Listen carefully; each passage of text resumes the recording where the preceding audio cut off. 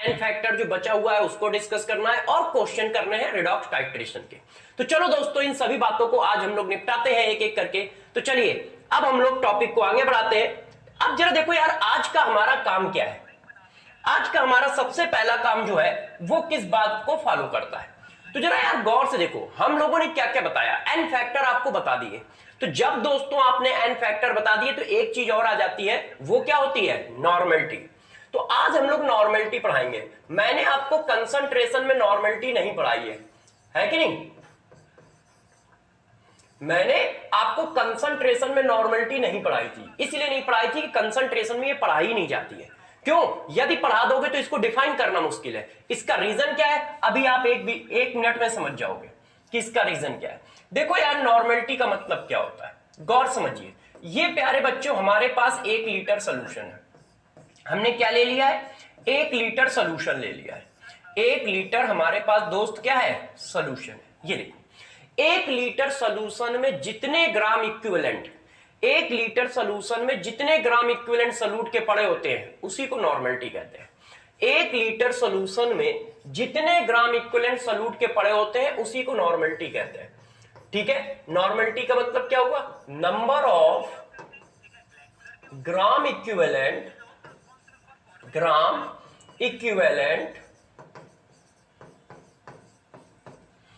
Present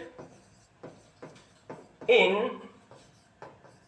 1 litre of solution. 1 litre solution में जितने gram equivalent solute के पड़े, number of gram equivalent of solute, number of gram equivalent of solute present in, ठीक है, 1 litre of solution. 1 litre में जितने gram equivalent solute के हैं वो क्या है मेरे दोस्त, नॉर्मलिटी। 1 लीटर में जितने मोल सॉल्यूट के पड़े हैं वो क्या है मेरे दोस्त, मोलरिटी। इतना डिफरेंट है। अब प्रॉब्लम ये है कि ये ग्राम इक्विवेलेंट कौन सी बला होती, ये क्या होता है। तो जरा देखो ग्राम इक्विवेलेंट क्या होता है, number of gram equivalent equal to होता है, number of gram equivalent equal to होता है, जैसे नंबर ऑफ मोल होता है वैसे ही नंबर ऑफ ग्राम इक्विवेलेंट होता है, weight divided by equivalent weight. यदि किसी के वेट को उसके इक्विवेलेंट वेट से डिवाइड कर दिया जाए तो नंबर ऑफ ग्राम इक्विवेलेंट आ जाता है। पहला फार्मूला तो दोस्त ये है, यदि किसी के वेट को उसके ग्राम इक्विवेलेंट से डिवाइड कर दो तो नंबर ऑफ ग्राम इक्विवेलेंट आ जाता है। पहला फार्मूला हमारा ये है। दूसरा फार्मूला और है जो आपको सबसे ज्यादा याद रखना है, number of gram equivalent equal to number of mole into n factor. यदि मोल में एन फैक्टर का मल्टीप्लाई कर दिया जाए तो वो क्या बन जाता है, ग्राम इक्विवेलेंट बन जाता है। यदि मोल में एन फैक्टर का मल्टीप्लाई कर दिया जाए तो वो क्या बन जाता है मेरे दोस्त, ग्राम इक्विवेलेंट बन जाता है। आप ये 2 फार्मूले बहुत अच्छे से याद रखिए ग्राम इक्विवेलेंट के, ये 2 फार्मूले बहुत अच्छे से याद रखिए। अब दोनों में एन फैक्टर का यूज है क्योंकि इक्विवेलेंट वेट तब तक नहीं निकलेगा जब तक एन फैक्टर ना पता हो। क्यों, molecular weight upon n factor होता है ना इक्विवेलेंट वेट। तो कैसे निकलेगा यार बताओ, है कि नहीं बच्चों। तो इसलिए एन फैक्टर पता होना बहुत जरूरी है, इसी वजह से मैंने वहां पर यह बात नहीं बताई है। तो पहले डेफिनेशन समझो, नॉर्मलिटी क्या है, number of gram equivalent of solute present in 1 litre of solution. 1 litre solution में कितने ग्राम इक्विवेलेंट सॉल्यूट के प्रेजेंट है, 1 लीटर सॉल्यूशन में मेरे दोस्त कितने ग्राम इक्विवेलेंट सॉल्यूट के प्रेजेंट है, ये क्या है, नॉर्मलिटी है। और नंबर ऑफ ग्राम इक्विवेलेंट किसको बोलते हैं, नंबर ऑफ ग्राम इक्विवेलेंट निकाला जाता है वेट अपॉन इक्विवेलेंट वेट से। जैसे नंबर ऑफ मोल कैसे निकाला जाता है, वेट अपॉन मॉलिक्यूलर वेट से, वैसे ही ये निकाला जाता है वेट अपॉन इक्विवेलेंट वेट से। नंबर ऑफ ग्राम इक्विवेलेंट का एक और फार्मूला है, number of mole into n factor. हम सबसे ज्यादा ये वाला फार्मूला यूज करेंगे, हमारा फेवरेट फार्मूला ये वाला होगा, हम इससे काम चलाएंगे। अभी धीरे धीरे सारी बातों को आपको मैं समझा देता हूं। अब जरा देखो यार मेरे दोस्त, तो नॉर्मलिटी इक्वल टू क्या हुआ, तो नॉर्मलिटी इक्वल टू हो गया जाके, normality equal to number of gram equivalent, formula number of gram equivalent, ठीक है, divided by volume of solution, volume of solution. और किसमें बच्चों, इन लीटर, ध्यान रखिए, volume of solution in litre. ये नंबर ऑफ ग्राम इक्विवेलेंट का formula है, नॉर्मलिटी का फार्मूला आया। अब कोई बच्चा चाहे तो नंबर ऑफ ग्राम इक्विवेलेंट का एक और फार्मूला बना सकता है, number of gram equivalent equal to normality into volume in litre. ये देखो normality into volume in litre. यदि नॉर्मेलिटी में वैल्यूम का मल्टीप्लाई करोगे तो नंबर ऑफ ग्राम इक्विवेलेंट आएगा, और मेरे दोस्त नंबर ऑफ मोल, ये मैं पीछे पढ़ा चुका हूं, नंबर ऑफ मोल, और ये फार्मूला हम लोगों ने खूब यूज किया है, m इंटू वी। मोलरिटी में वैल्यूम का मल्टीप्लाई करोगे तो क्या आएगा, मोल आएगा।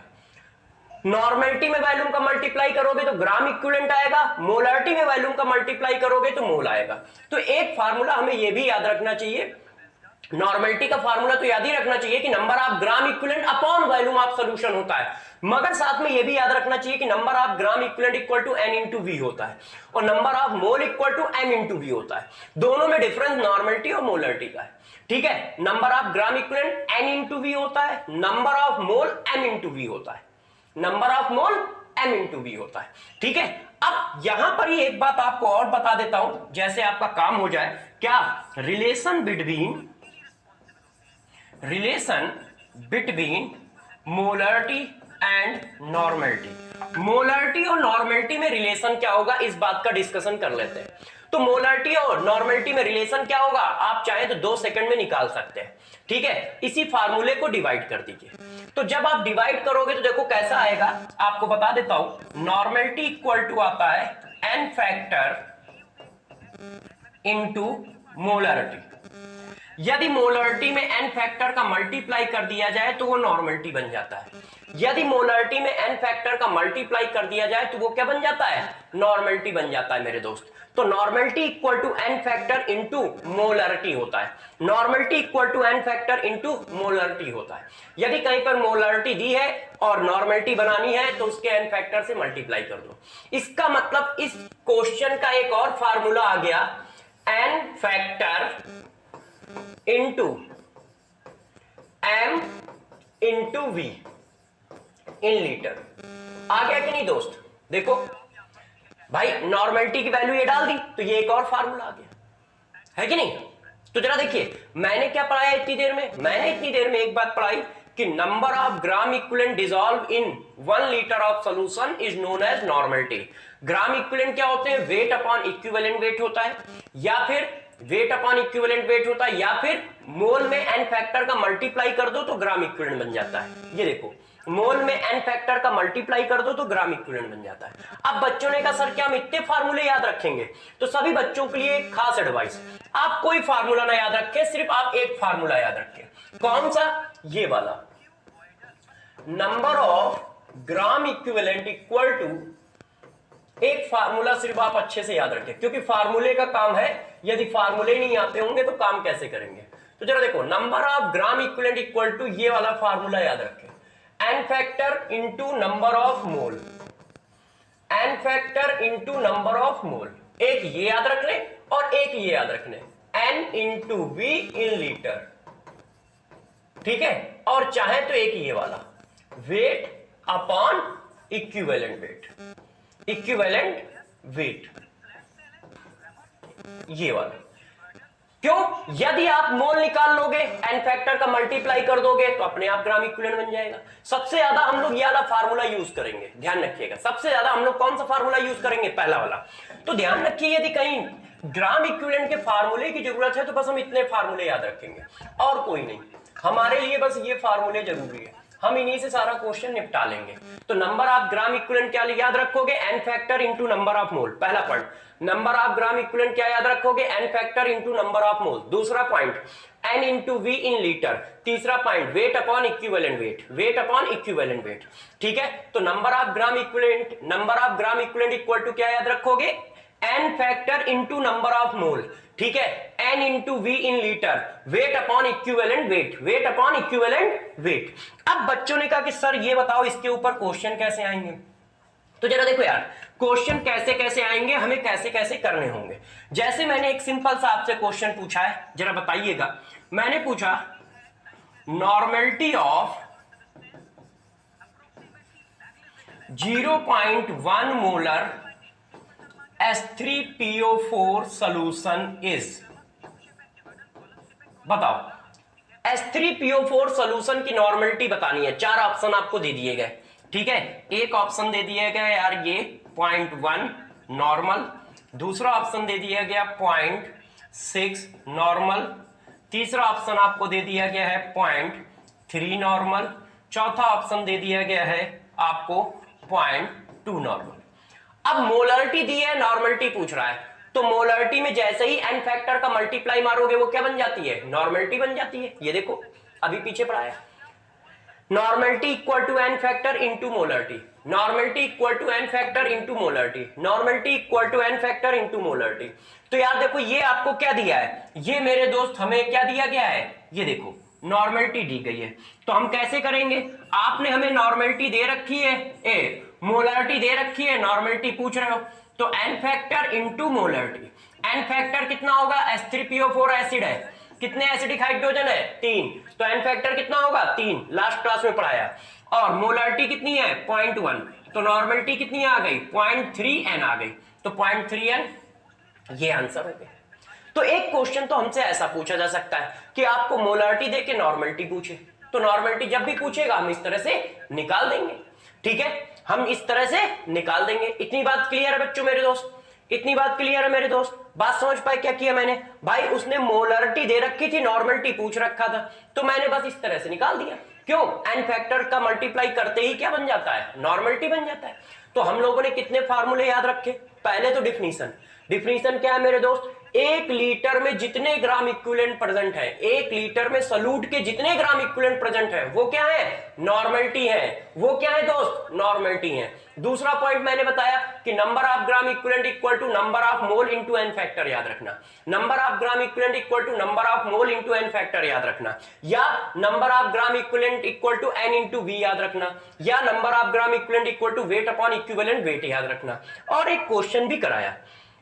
अब कहानी को थोड़ा सा और आगे ले चलते हैं, नॉर्मलिटी की डिफिनीशन के बाद अब हम लोग बात करते हैं एन फैक्टर,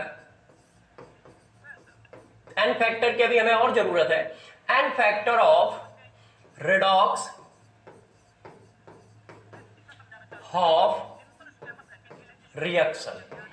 कल मैंने ये बात थोड़ी सी पढ़ाई भी थी, उसी बात को हम आगे पढ़ाएंगे, ठीक है।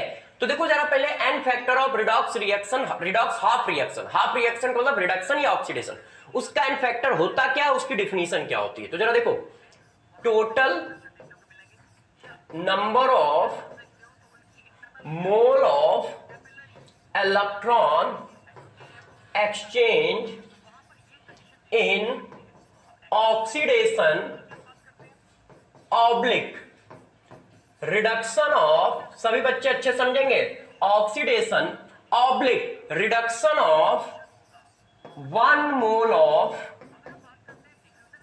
कंपाउंड या मॉलिक्यूल। 1 मोल मॉलिक्यूल को ऑक्सीडाइज और रिड्यूस करने में जितने इलेक्ट्रॉन का एक्सचेंज होता है वो मेरे दोस्त एन फैक्टर होता है। 1 मोल मॉलिक्यूल को ऑक्सीडाइज या रिड्यूस करने में जितने इलेक्ट्रॉन का एक्सचेंज होता है वो मेरे दोस्त एन फैक्टर होता है। 1 मोल मॉलिक्यूल को ऑक्सीडाइज या रिड्यूस करने में जितने इलेक्ट्रॉन का एक्सचेंज होता है वो मेरा एन फैक्टर होता है। For example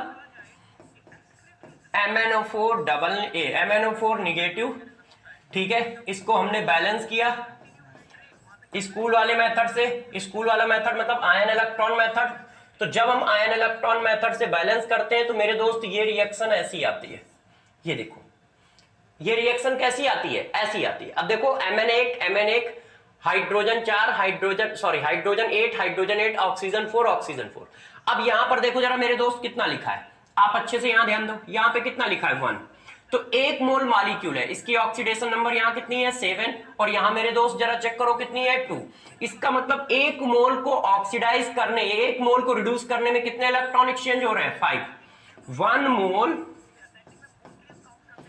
MnO4 negative reduced to Mn2 positive and 5 mole of electron, 5 mole of electron exchange। कितने इलेक्ट्रॉन एक्सचेंज हुए 5 मोल। इसका मतलब N factor of MnO4 negative मेरे दोस्त कितना हुआ 5 हो गया।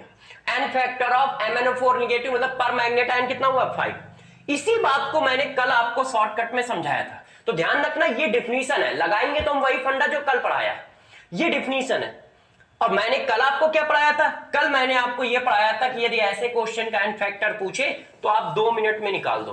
क्या? यहां पे जो नंबर है 1 मॉड ऑक्सीडेशन नंबर वो माइनस ऑक्सीडेशन नंबर वो, कितना आया 5। यहां पर भी देखो कितना आया 5। ठीक है, ये मैंने आपको शॉर्टकट बताया था, एक कॉन्सेप्ट दिया था। ठीक है, कि इस तरह से हम आसानी से वो एन फैक्टर निकाल सकते हैं किसी का भी, मगर डिफिनीशन भी याद होनी चाहिए, क्योंकि डिफिनीशन में भी हम लोगों को क्वेश्चन आ सकते हैं। तो total number of mole of electron exchange in oxidation oblique reduction of 1 mole of molecule, एक मोल के मॉलिक्यूल को रिड्यूस करना है, एक मोल मॉलिक्यूल को ऑक्सीडाइज करने में जितने इलेक्ट्रॉन का एक्सचेंज होता है वो एन फैक्टर है। डिफिनीशन याद होनी चाहिए, एक मोल के मॉलिक्यूल के ऑक्सीडेशन में, एक मोल के मॉलिक्यूल के रिडक्शन में जितने एन फैक्टर का चेंज होता है वो हमारा क्या है? वो हमारा दोस्त क्या है?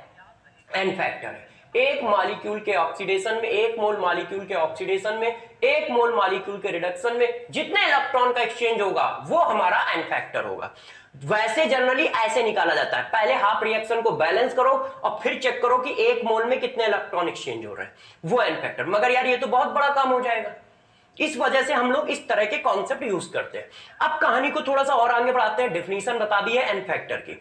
लास्ट क्लास में एन फैक्टर भी पढ़ा दिया था, रिएक्शन बैलेंस करना हम सीख रहे थे कि रिएक्शन बैलेंस कैसे करते हैं। तो देखो जरा यार उस पर बेस्ड क्वेश्चन कैसे करते हैं। देखो अब रिएक्शन बेस्ड क्वेश्चन एक हमारे हाथ में ये आया है, अब पूछा जा रहा है यार इसके बारे में आप कुछ बताइए। तो चलो हम बता देते हैं। क्वेश्चन में पूछ क्या रहा है कि इस रिएक्शन को बैलेंस करना है और उसके कोफिशिएंट बताना है, एक्स वाई जेड की वैल्यू बतानी है बैलेंस रिएक्शन में। तो यार देखो सबसे पहले मैं रिएक्शन लिख देता हूं, XClO4 negative plus Y MnO2 plus ZOH negative, ठीक है, gives XClO negative plus Y MnO2 negative plus Z/2 water. देखो यार मेरे दोस्तों ये रिएक्शन लिखी है, इसमें एक्स वाई जेड की वैल्यू बतानी है। तो मैंने आप सभी बच्चों को पढ़ाया था कि करते कैसे हैं। सबसे पहले ये चेक करो किसमें ऑक्सीडेशन हो रहा है, किसमें रिडक्शन हो रहा है। तो यहां पर कितना है 7 Cl के ऑक्सीडेशन नंबर, यहां पर Mn के ऑक्सीडेशन नंबर 4, यहां पर Cl के ऑक्सीडेशन नंबर 1, यहां पर Mn के ऑक्सीडेशन नंबर कितनी आई 6। ठीक है, अच्छे से आप चेक कर लीजिए कि Mn के ऑक्सीडेशन नंबर 6 आ रही है। कैसे आ रही है? क्योंकि हम इसको ऐसे लिख रहे हैं, ये क्या है ClO4 निगेटिव। अब इस बात को जरा समझो, किसी बच्चे ने सोचा होगा सर आपने इन्हीं के ऑक्सीडेशन नंबर क्यों निकाल दी। तो यार मेरे दोस्तों मैं पहले ही बता चुका हूं, डी ब्लॉक एलिमेंट के ऑक्सीडेशन नंबर चेक करोगे, ग्रुप नंबर 15 16 17, ठीक है, और 15, इनमें से किसकी किसकी जनरली यही 4-5 एटम है जिनमें ऑक्सीडेशन रिडक्शन चल रहा होता है, नाइट्रोजन, फास्फोरस, सल्फर, हैलोजन, सबसे पहले इन पे, फिर आर्सेनिक आर्सेनिक। तो वही है, हैलोजन दिख गया, हैलोजन की चेक कर दी। अब एन फैक्टर निकालो। तो जरा मेरे दोस्तों यहां बताना, +7 से +1, क्लोरीन की यहां 7 है यहां 1 है, ऑक्सीडेशन नंबर कम हो रही है तो ये क्या हुआ रिडक्शन। एन फैक्टर कितना आया 1, 7 - 1 = 6, एन फैक्टर आ गया 6। अब इसमें आ जाओ, ये क्या है, यदि आप अच्छे से चेक करो यहां पे 4 है वहां पे 6 है, तो ये क्या हो रहा है ऑक्सीडेशन नंबर बढ़ रही है, ऑक्सीडेशन नंबर बढ़ रही है तो क्या हुआ ऑक्सीडेशन। एन फैक्टर कैसे निकालोगे 1 4 - 6 = 2। ये तो समझ गए ना कि एन फैक्टर कैसे निकाला है। अरे यार x mod p - q वाला कॉन्सेप्ट लगाया है, x mod p - q वाला। अब जरा देखो एन फैक्टर का रेशियो मेरे दोस्त कितना आया, यहां पे लिख देता हूं, ठीक है, ऊपर लिखता हूं जैसे यहां पे रिएक्शन लिख सकूं। तो एन फैक्टर का दोस्त मेरे रेशियो कितना आया, ये है इसका और ये इसका। आप चाहे तो मैं डायरेक्ट भी लिख सकता था मगर पहली बार है इसलिए करके दिखा देता हूं, 6:2। तो यार कितना रेशियो आया 2:1। एन फैक्टर का रेशियो ये है, तो बैलेंस रिएक्शन का रेशियो अपोजिट होता है 3:1, मतलब इसका कॉफिशिएंट इसका एन फैक्टर, सॉरी इसका एन फैक्टर इसका कॉफिशिएंट, इसका एन फैक्टर इसका कॉफिशिएंट। तो इसका कॉफिशिएंट कितना बनना है 1 और इसका कॉफिशिएंट कितना बनना है दोस्त 3। तो देखो यहां पर मैंने ये चीज लिख दी। अब हम फिर से रिएक्शन लिख रहे हैं, मैंने यहां पर क्या लिखा 1 ClO4 निगेटिव, यहां पर मेरे दोस्त कितना लिखा 3, इसका एन फैक्टर का रेशियो इसका कॉफिशिएंट, इसके एन फैक्टर का रेशियो इसका कॉफिशिएंट। ठीक है, जैसा मैंने मोल में पढ़ाया था डिट्टो वही चीज पढ़ा रहा हूं। अलग नहीं पढ़ा रहा। अब आप इसको आगे बढ़ाओगे, Z की वैल्यू मुझे पता नहीं है। अब क्वेश्चन को आगे ले आए, ClO4 निगेटिव, क्यों? क्योंकि हम रिएक्शन को बैलेंस करने जा रहे हैं। तो दोस्त जब रिएक्शन को बैलेंस करने जा रहे हो तो देखो कैसे बैलेंस होती है, हिट एंड ट्रायल मेथड से या कोई एक कॉन्सेप्ट से, जो आपको नया कॉन्सेप्ट मैंने सिखाया है उस कॉन्सेप्ट को जरा समझो। हमें किसके कोएफिशिएंट मिल गए? इसका मिल गया 1, इसका मिल गया 3, तो इसका मतलब x और y की वैल्यू तो मिल गई। आप चाहो तो इतने से ही क्वेश्चन सॉल्व कर सकते हो। x की वैल्यू 1, y की वैल्यू 3। ऐसा कौन है x की वैल्यू 1 और y की वैल्यू 3 इसमें नहीं है, गलत है। x की वैल्यू 1, y की वैल्यू 3 इसमें नहीं है, गलत है। या तो ये आंसर बन सकता है या ये। अब हमें z निकालना पड़ेगा, तो अब z निकाल लो। कैसे? बैलेंस करके। Cl कितना है? 1। बाकी reaction hit and trial method से बैलेंस की जाएगी, मैंने बताया था। Cl कितना है? 1। Mn कितना है? 3। ठीक है। अब ऑक्सीजन बैलेंस करो मेरे दोस्त। ऑक्सीजन 4, ऑक्सीजन 6, ऑक्सीजन 1, तो कितने हो गए? 4, 6, 10, एक 11।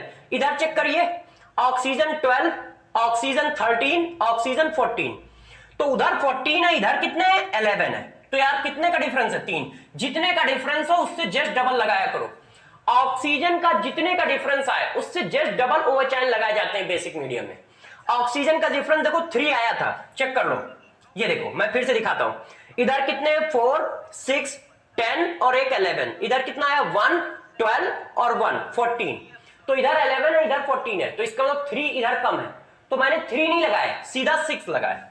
जितने की कम हो उससे जस्ट डबल लगाओ और फिर ये कर दो ऐसे। अब आप चेक कर लो, सब कुछ बैलेंस है। तो Z की वैल्यू भी मेरे दोस्त कितनी आ गई? 6। तो 136 ये आंसर आ गया।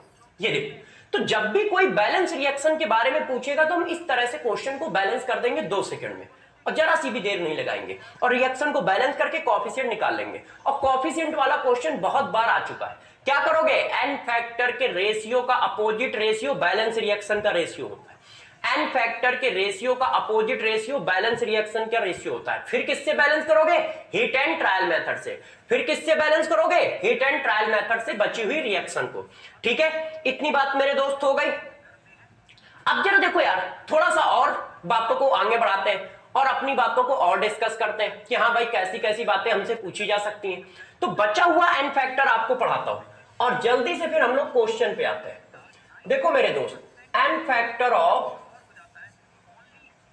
Specific half reaction. देखो नॉर्मल ऑक्सीडेशन और रिडक्शन का तो एन फैक्टर मैंने बता दिया था। नॉर्मल ऑक्सीडेशन और रिडक्शन का तो एन फैक्टर मैंने बता दिया था। अब कुछ स्पेसिफिक रिएक्शन का बताते हैं। स्पेसिफिक रिएक्शन मतलब जरा देखो, जरा गौर समझिएगा। केस नंबर 1 मेरे दोस्त, कि ये स्पेसिफिक रिएक्शन का मतलब मैं क्या बता रहा हूं। जैसे देखो 2 एलिमेंट है AX BY, इसकी ऑक्सीडेशन नंबर P है, इसकी ऑक्सीडेशन नंबर Q है। A जो है कन्वर्ट हो गया W में और B जो है वो कन्वर्ट हो गया हमारा जाके किसमें? W के बाद क्या आता है? Z, इसमें। अब जरा आप गौर समझिएगा, P की वैल्यू W से ज्यादा है और Q की वैल्यू Z से ज्यादा है। इसका मतलब क्या हुआ है?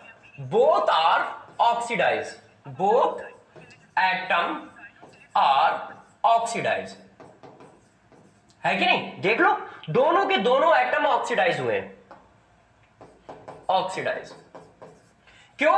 यहां पे कितना है? P, यहां कितना आया? W, और P की value, sorry, both are reduce, है ना? तो आप चाहो तो उल्टा लगा दो, ऐसे कर दो तो बोथ आर ऑक्सीडाइज हो गए। ये देखो बोथ आर ऑक्सीडाइज, क्यों? क्योंकि P की ऑक्सीडेशन नंबर बढ़ रही है और A की भी ऑक्सीडेशन नंबर बढ़ रही है और B की भी ऑक्सीडेशन नंबर बढ़ रही है। दोनों की ऑक्सीडेशन नंबर बढ़ रही है तो वो ऑक्सीडेशन कर रहे हैं। या तो केस हमारा ऐसा हो या फिर बच्चों केस ऐसा हो, एक मॉलिक्यूल में जितने एटम है वो सब के सब या तो ऑक्सीडाइज हो रहे हो या दोनों के दोनों रिड्यूस हो रहे हैं। Both atom are reduce. यदि कहीं कोई ऐसा केस है कि एक मॉलिक्यूल में 2 या 2 से ज्यादा एटम है और वो दोनों के दोनों ऑक्सीडेशन और रिडक्शन में पार्टिसिपेट कर रहे हो, तो उसका एन फैक्टर कैसे निकालेंगे? बात यहां पे आती है। तो मेरे दोस्तों ध्यान रखिएगा, उसका एन फैक्टर कैसे निकाला जाता है, इधर लिख रहा हूं, गौर समझिए। n factor of ax by molecule, n factor of ax by molecule. देखिएगा x mod p minus q plus x mod p minus w, sorry p minus w, ditto वही फार्मूला जो पहले पढ़ाया था, x mod p minus w, क्योंकि यहां w लिख दिया है, फिर plus y q minus z, ditto same है, बस दोनों को जोड़ दिया है। ये देखो ऐसे, तो n फैक्टर इतना निकलेगा। तो n फैक्टर कितना निकलेगा? इतना निकलेगा। क्या? यदि एक मॉलिक्यूल ही हमारा ऑक्सीडाइज हो रहा हो और रिड्यूस हो रहा हो, तो टोटल इलेक्ट्रॉन एक्सचेंज ये निकलेंगे, टोटल इलेक्ट्रॉन एक्सचेंज ये निकल के आएंगे xp minus W plus Y Q minus W. ठीक है, xp माइनस डब्ल्यू और Y Q minus W divided by coefficient of ax by। कोफिशिएंट से डिवाइड क्यों कर रहे हैं? क्योंकि पर मोल होता है, एन फैक्टर मैंने पढ़ाया था, एक मोल मॉलिक्यूल के ऑक्सीडेशन या रिडक्शन में जितने मोल इलेक्ट्रॉन एक्सचेंज होते हैं, तो ये total mole of electron exchange आया है, उसमें कोफिशिएंट से डिवाइड कर दिया तो पर मोल इलेक्ट्रॉन एक्सचेंज आ गया, और पर मोल इलेक्ट्रॉन एक्सचेंज ही एन फैक्टर होता है। तो कोफिशिएंट ऑफ ax by से डिवाइड कर दिया। किसी ने कहा सर अभी थोड़ा समझ में नहीं आया, एक एग्जांपल मार के दिखाओ। तो जरा देखो यार दोस्तों, इसका एक एग्जांपल देता हूं, FeC2O4, इसको क्या कहते हैं? सभी बच्चों को पता है, इसको बोला जाता है फेरस ऑक्जिलेट। अब देखो यार, फेरस ऑक्जिलेट का एन फैक्टर निकालना है, रिएक्शन ये लिखी है, ये देखिए, ये रिएक्शन लिखी है। अब इस रिएक्शन को आप अच्छे से ध्यान दो कि फेरस ऑक्जिलेट में आपके साथ हुआ क्या है। फेरस का मतलब Fe+2 है, यहां पे क्या है? Fe+3 है, ऑक्सीडेशन हो रहा है Fe में। ऑक्जिलेट में कार्बन की कितनी है? +3, यहां पे कार्बन की कितनी है? +4। ऑक्जिलेट में भी ऑक्सीडेशन हो रहा है, क्यों? क्योंकि ऐसा होता है ना, Fe+2 किस में गया? Fe+3 में गया, तो एक ऑक्सीडेशन ये है। और मेरे दोस्त ऑक्जिलेट आयन ऐसा होता है। अब जरा बताओ यार, ऑक्जिलेट आयन का क्या हो रहा है? यहां पर ऑक्जिलेट आयन का भी तो ऑक्सीडेशन हो रहा है। अब मेरे दोस्त बताना, एक मॉलिक्यूल में दो एटम है जिनको ऑक्सीडेशन हो रहा है, एक मॉलिक्यूल में दो एटम है जिनको ऑक्सीडेशन हो रहा है, तो हम कैसे एन फैक्टर निकालेंगे? हम निकाल देंगे, क्योंकि हम टैलेंटेड हैं। एन फैक्टर ऑफ, मेरे प्यारे बच्चे टैलेंटेड हैं, इसलिए 2 मिनट में निकाल देंगे। N factor of ferrous oxalate कैसे निकालोगे? देखो यहां मान लिखा है 1 mod 2 minus 3 plus 2 mod 3 minus 4, कितना आ गया मेरे दोस्तों? जरा पढ़ के सुना दो, 3 डिवाइडेड बाई कोफिशिएंट, कोफिशिएंट कितना है? 1, तो 1 डिवाइडेड बाई कोफिशिएंट, तो एन फैक्टर कितना आ गया फेरस ऑक्जिलेट का? 3 आ गया। ऐसे क्वेश्चन, ऐसे मॉलिक्यूल रेयर केस में डाले जाएंगे, ऐसा नहीं कि फ्रीक्वेंटली आएंगे, फ्रीक्वेंटली वही केस आएगा जो कल पढ़ाया था। ठीक है, जनरली ऐसे मॉलिक्यूल का एन फैक्टर निकालना रेयर आता है, मगर रेयर आ गया तो हम कैसे करेंगे? तो हमें चेक करना पड़ेगा। तो देखो यार मेरे दोस्तों, तो मैंने कैसे किया, इस बात को समझ पाए क्या? Fe भी ऑक्सीडाइज हो रहा था, ऑक्जिलेट भी हो रहा था, तो ऐसे कर दिया। ठीक है, किसी ने कहा नहीं सर एक एग्जांपल और चिपका दो, तो जरा देखो एक एग्जांपल और चिपका देते हैं, जैसे इस बात को आप समझ पाओ कि कैसे करते हैं। देखिए FeS2 ऑक्सीडेशन इसका हुआ और ये बना रहा है Fe3 पॉजिटिव प्लस SO2। अब यहां पर फिर इसका एन फैक्टर पूछा जा रहा है कि सर यार इसका एन फैक्टर बताइए। तो देखो एन फैक्टर बताते हैं, यहां पर इसकी कितनी ऑक्सीडेशन नंबर है? ये +2 है, तो ये -1 है, और ये यहां पे कितना है? +3, यहां पे कितना है? +4। अब बताओ सल्फर Fe क्या हो रहा है? ऑक्सीडाइज, और सल्फर भी क्या हो रहा है? ऑक्सीडाइज। एक मॉलिक्यूल में दो एटम ऑक्सीडाइज हो रहा है, तो इसका एन फैक्टर निकालना है। तो मैं डायरेक्ट लिख दूं, अब मैं ज्यादा तीन जाम नहीं करूंगा, 2 मिनट में लिख रहा हूं, जरा समझिएगा। एन फैक्टर ऑफ FeS2, गौर से देखिएगा, यहां कितना लिखा है? 1 2 माइनस 3 प्लस यहां पे कितना लिखा है? 2 -1 -4। अब इसको सॉल्व करो, 2 माइनस 3 से तो ये 1 आ गया, और ये क्या हुआ? 5 × 10, तो ये कितना हो गया? 11। तो इसका एन फैक्टर कितना आएगा? 11 आएगा। समझ पाए? यहां पे 1 था, 1 mod 2 minus 3 plus 2 mod 1 minus -4, minus minus plus हो जाएंगे तो 5 हो जाएगा, और n फैक्टर कितना आ जाएगा इसका 11 आ जाएगा। तो जब दोनों एटम ऑक्सीडाइज हो रहे हो, एक मॉलिक्यूल में 2 से ज्यादा एटम हो और दोनों ऑक्सीडाइज या दोनों रिड्यूस हो रहे हो, तो n फैक्टर हम इस तरह से निकालेंगे। केस समझ गए? तो n फैक्टर हम इस तरह से निकालेंगे मेरे दोस्तों। कहानी को थोड़ा सा और आगे बढ़ाते हैं और एक और सिचुएशन देते हैं, ठीक है, कि इस सिचुएशन में n फैक्टर कैसे निकाले जाएंगे। ये सिचुएशन जरा समझो। Case number next 2। Case number 2 क्या है? जैसे ये देखो यार, हमारे पास AXBY एटम है, इनकी ऑक्सीडेशन नंबर कितनी है? P। इसमें से कुछ एटम ऑक्सीडाइज हो गए, X एटम जो है या तो ऑक्सीडाइज हो गए या रिड्यूस हो गए, मगर Y एटम में कुछ फर्क नहीं पड़ा है। ये देखो, ऐसा मतलब क्या है? टोटल नंबर ऑफ एटम में कुछ एटम का ऑक्सीडेशन हो रहा है, कुछ का रिडक्शन हो रहा है, टोटल का नहीं हो रहा है ना? ठीक है ना? Some amount of atom is oxidise and reduce in a chemical reaction. तब कैसे करोगे? इसका मतलब क्या हुआ? इसका मतलब ये हुआ कि total X plus Y atom थे A के, मगर उनमें से X एटम में ऑक्सीडेशन या रिडक्शन हुआ है, ऑक्सीडेशन नंबर चेंज हुई है, तो या तो ऑक्सीडेशन होगा या रिडक्शन होगा, कोई एक चीज तो होगी ना। तो यार X एटम, A के X एटम में ऑक्सीडेशन या रिडक्शन हुआ है, मगर A के Y एटम में कुछ नहीं हुआ है। P यहां पर भी थी, P यहां पर भी है। इसका मतलब टोटल एटम ऑक्सीडाइज और रिड्यूस नहीं हो रहा है, उसका कुछ पार्ट ऑक्सीडाइज या रिड्यूस हो रहा है ना? फ्रैक्शन ऑफ एटम, या फिर आप इसी बात को पूछो पार्शियली मॉलिक्यूल, मतलब सम ऑफ मॉलिक्यूल, सम मोल या atom are oxidise oblique reduce. ऐसा केस हो कि कुछ एटम या फ्रैक्शन ऑफ एटम या सम मोल या सम एटम आर ऑक्सीडाइज और रिड्यूस हो रहे हो और कुछ ना हो रहे हो, ऐसी सिचुएशन में कैसे एन फैक्टर निकालेंगे? तो ऐसी सिचुएशन का एन फैक्टर जरा ध्यान दीजिएगा मेरे प्यारे बच्चों, कैसे लिखा जाता है। और ये केस अच्छा है, टफ भी है। N factor equal to total mole of electron exchange divided by, ठीक है, कोफिशिएंट ऑफ मॉलिक्यूल। अब ये देखो यार बच्चों, ये फार्मूला जो हमारा आया ये काम करेगा जब सभी एटम ऑक्सीडाइज और रिड्यूस ना हो रहे हो मेरे दोस्तों, तो total mole of electron exchange divided by coefficient of molecule, ये फार्मूला लगाएंगे। कैसे अप्लाई होगा इस बात को जरा दिखाते हैं आप लोगों को कि किस तरह से हम इसको क्वेश्चन में अप्लाई करेंगे। देखो बच्चों यार, मैंने आपको एक क्वेश्चन दिया कुछ इस तरह का, कॉपर की रिएक्शन कराई है HNO3 के साथ, और वो HNO3 हमारा क्या है? Concentrate HNO3।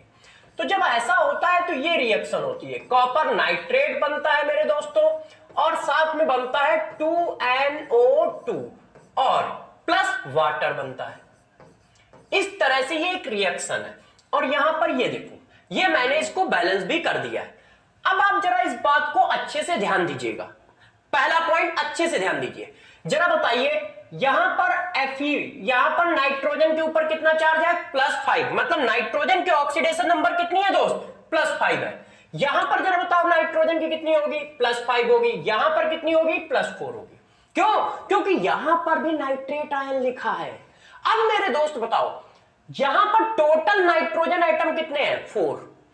4 में से सिर्फ 2 पर रिडक्शन हो रहा है, बाकी 2 पे तो कुछ नहीं हो रहा है। चेक करो, है कि नहीं? 4 नाइट्रोजन है टोटल, और टोटल 4 नाइट्रोजन में से मेरे दोस्त 2 पर रिडक्शन हो रहा है, 2 पर कुछ नहीं हो रहा है। इसका मतलब वही वाला केस बना कि नहीं बना? चेक करो, टोटल एक X प्लस Y एटम है, उसमें से X एटम पर ऑक्सीडेशन या रिडक्शन हो रहा है, Y एटम पे कुछ नहीं हो रहा है। तो हम कैसा फार्मूला लगाएंगे? यही फार्मूला लगाएंगे, ठीक है, total mole electron exchange divided by coefficient of molecule. कैसे लिखोगे? अब मैं लिख के दिखाता हूं कि ये टोटल इलेक्ट्रॉन एक्सचेंज काउंट कैसे किए जाते हैं। गौर से देखिएगा, n factor of HNO3 equal to, देखना मेरे दोस्त कैसे करते हैं, टोटल इलेक्ट्रॉन एक्सचेंज इस साइड से कभी पता नहीं चलेंगे। क्यों? क्योंकि यहां पे 4 एटम है और इन सबकी ऑक्सीडेशन नंबर 5 है। टोटल इलेक्ट्रॉन एक्सचेंज इस साइड से पता चलेंगे। ध्यान रखिएगा इस केस में। कैसे? देखो, एक एटम यदि देखा जाए, एक नाइट्रोजन में कितने का एक्सचेंज है? एक का। चेक कर लो, यहां पे नाइट्रोजन कितने लिखे हैं यहां पर? एक। और इसकी ऑक्सीडेशन का नंबर कितनी लिखी है? 4। यहां पर ऑक्सीडेशन नंबर कितनी लिखी है? 5। तो इसका मतलब एक एटम में कितने का एक्सचेंज है? एक का। और कितने एटम है? 2। तो 2 एटम में कितने का एक्सचेंज होगा? 2 का। किसी बच्चे ने कहा सर हमने इधर से क्यों नहीं देखा? तो मेरे दोस्त, इधर से कैसे पता चलेगा? एक एटम में एक का एक्सचेंज और इधर एटम कितने हैं? 4। तो 4 आ जाएगा ना। और जबकि उनमें से चारों ने थोड़ी एक्सचेंज किया है, सिर्फ 2 ने रिडक्शन किया है, 2 ने तो कुछ किया ही नहीं है ना। तो लेफ्ट टू राइट आप नहीं पता लगा पाओगे इस केस में। यदि ऐसा कोई केस आता है तो हमेशा ध्यान रखना, राइट से पकड़ना पड़ेगा। पहले रिएक्शन बैलेंस करना है और रिएक्शन बैलेंस करने के बाद राइट से पकड़ना है कि किसमें एक्सचेंज काउंट करें। किसी बच्चे ने इधर से इधर काउंट कर दिया तो गलत हो जाएगा 2 मिनट में। देखो जरा कैसे, यहां पे 5 है, यहां पे 1 है। तो बच्चे ने कहा यार सर एक का एक्सचेंज आ रहा है एक एटम में। एटम कितने हैं? 4। तो 4 का एक्सचेंज। गलत हो गया, क्योंकि सभी के सभी एटम +4 में थोड़ी कन्वर्ट हो रहे हैं, 2 में तो कुछ हो ही नहीं रहा है। तो इधर से काउंट करोगे तो हमेशा सही काउंट होगा, गलती होने के चांसेस ही नहीं बनेंगे। क्यों? एक एटम में एक का एक्सचेंज, तो 2 एटम में 2 का एक्सचेंज, बात खत्म हो गई। तो 2 divided by number of coefficient मेरे दोस्त कितना है? 4। तो n फैक्टर कितना आ गया? 1/2 आ गया। अब जरा देखो यार, इक्विवेलेंट वेट ऑफ HNO3 निकाल दो। किसी ने कहा जरा इक्विवेलेंट वेट HNO3 का निकालिए, तो क्या लिखोगे? Molecular weight of HNO3 divided by n factor. n factor कितना है? 1/2। तो जरा मेरे दोस्तों जरा देखना, इक्विवेलेंट वेट ऑफ HNO3 कितना निकल के आया? इक्विवेलेंट वेट ऑफ HNO3 निकल के आया 2 into molecular weight of HNO3। आया कि नहीं आया? 2 into molecular weight of HNO3। यहां पर मैंने ऐसा क्यों निकाल के आपको दिखाया है, उसके पीछे रीजन है। यहां पर एक नोट डाल देते हैं। नोट क्या है जरा गौर समझो। मॉलिक्यूलर वेट और इक्विवेलेंट वेट में एक फार्मूला होता है, equivalent weight equal to molecular weight upon n factor. तो बच्चों को समझ में आता है कि यार मॉलिक्यूलर वेट में कुछ डिवाइड करते हैं तब इक्विवेलेंट वेट मिलता है। इसका मतलब इक्विवेलेंट वेट की वैल्यू हमेशा मॉलिक्यूलर वेट से कम आएगी, मगर ऐसा नहीं है। ये देखो, इक्विवेलेंट वेट की वैल्यू मॉलिक्यूलर वेट से ज्यादा भी हो सकती है दोस्त, कम भी हो सकती है। ये कौन डिसाइड करता है? n फैक्टर डिसाइड करता है। तो इक्विवेलेंट वेट की वैल्यू कुछ भी हो सकती है, मॉलिक्यूलर वेट से कम भी हो सकती है, मॉलिक्यूलर वेट से ज्यादा भी हो सकती है और मॉलिक्यूलर वेट के बराबर भी हो सकती है। तीनों केस पॉसिबल है, ये सभी चीजें पॉसिबल है। मॉलिक्यूलर वेट से ज्यादा भी हो सकती है, मॉलिक्यूलर वेट से कम भी हो सकती है, मॉलिक्यूलर वेट के बराबर भी हो सकती है। ये कौन डिसाइड करेगा? n factor. और n फैक्टर हम लोगों ने कभी नहीं कहा है कि ग्रेटर देन 1 होगा। n फैक्टर कुछ भी होगा, बस पॉजिटिव वैल्यू होगा, क्योंकि मॉड लगा रखा है। तो यह ध्यान रखो। तो जरा देखो n फैक्टर कैसे निकाला, समझ पाए? जब कहीं ऐसा हो कि सभी के सभी एटम में ऑक्सीडेशन रिडक्शन ना हो रहा हो मेरे दोस्त, तो total electron exchange right side से निकालोगे, ध्यान रखिएगा, और डिवाइडेड बाय कोएफिशिएंट करोगे। बच्चों ने कहा नहीं सर ऐसे मजा नहीं आ रहा है, सर प्लीज एक और एग्जांपल मार दीजिए। तो मैंने कहा यार आप कहोगे और हम ना माने, ऐसे कैसे हो सकता है? हम तो एक दूसरे के साथी हैं। बच्चे कहेंगे तो हम मानेंगे, हम कहेंगे तो बच्चे मानेंगे। तो बच्चों की डिमांड पर एक और क्वेश्चन हम लोगों ने चिपका दिया। बच्चों ने कहा सर एक और क्वेश्चन दे दीजिए, जैसे ये बात हम लोग एक बार और अच्छे से कैलकुलेट कर लें कि इस तरह के केस में हमें कैसे करना है। तो लो यार दोस्तों, एक और क्वेश्चन आपके सामने पेश कर दिया है। अब आपको क्या करना है, इस क्वेश्चन में मेरे प्यारे बच्चों HCl का n फैक्टर निकालना है। HCl का n फैक्टर रिएक्शन बैलेंस करके दी है, आपके पास रिएक्शन बैलेंस है। बैलेंस रिएक्शन में इस बात को कैलकुलेट करो। कैसे कैलकुलेट करोगे? तो जरा देखना है, यहां पे Cl की ऑक्सीडेशन नंबर कितनी है? -1। यहां पे Cl की ऑक्सीडेशन नंबर कितनी है? -1। यहां पे Cl की ऑक्सीडेशन नंबर कितनी है? -1। यहां पे कितनी है? 0। इसका मतलब टोटल 14 Cl है, उसमें से सिर्फ 6 Cl पर ऑक्सीडेशन हो रहा है, बाकी 8 पर कुछ नहीं हो रहा है। देख लो, बाकी 8 पर कुछ नहीं हो रहा है, नो ऑक्सीडेशन नो रिडक्शन। बाकी 8 पर हमने कुछ नहीं किया है, सिर्फ इस पर ऑक्सीडेशन हो रहा है। हो रहा है कि नहीं हो रहा है? तो इसका मतलब उसी तरह का केस हुआ, और उसी तरह का केस हुआ तो मेरे दोस्त n फैक्टर कैसे निकालोगे? n factor of HCl equal to मेरे दोस्त total electron exchange divided by क्या, कोफिशिएंट ऑफ मॉलिक्यूल। अब मेरे दोस्त जरा इस चीज को चिपका दो अच्छे से। टोटल इलेक्ट्रॉन एक्सचेंज किधर से निकालोगे, मैंने हमेशा बताया है राइट साइड से। एक एटम में कितने का एक्सचेंज हो रहा है, एक का। 6 एटम में कितने का एक्सचेंज होगा, 6 का। और कोफिशिएंट कितना है, 14। तो एन फैक्टर कितना आ गया, 3/7। एन फैक्टर ऑफ HCl कितना आ गया मेरे दोस्त, 3/7 आ गया। अब एन फैक्टर निकल आया तो बाकी चीजें तो कर ही लोगे, क्योंकि हम एन फैक्टर निकालना सिखा रहे हैं।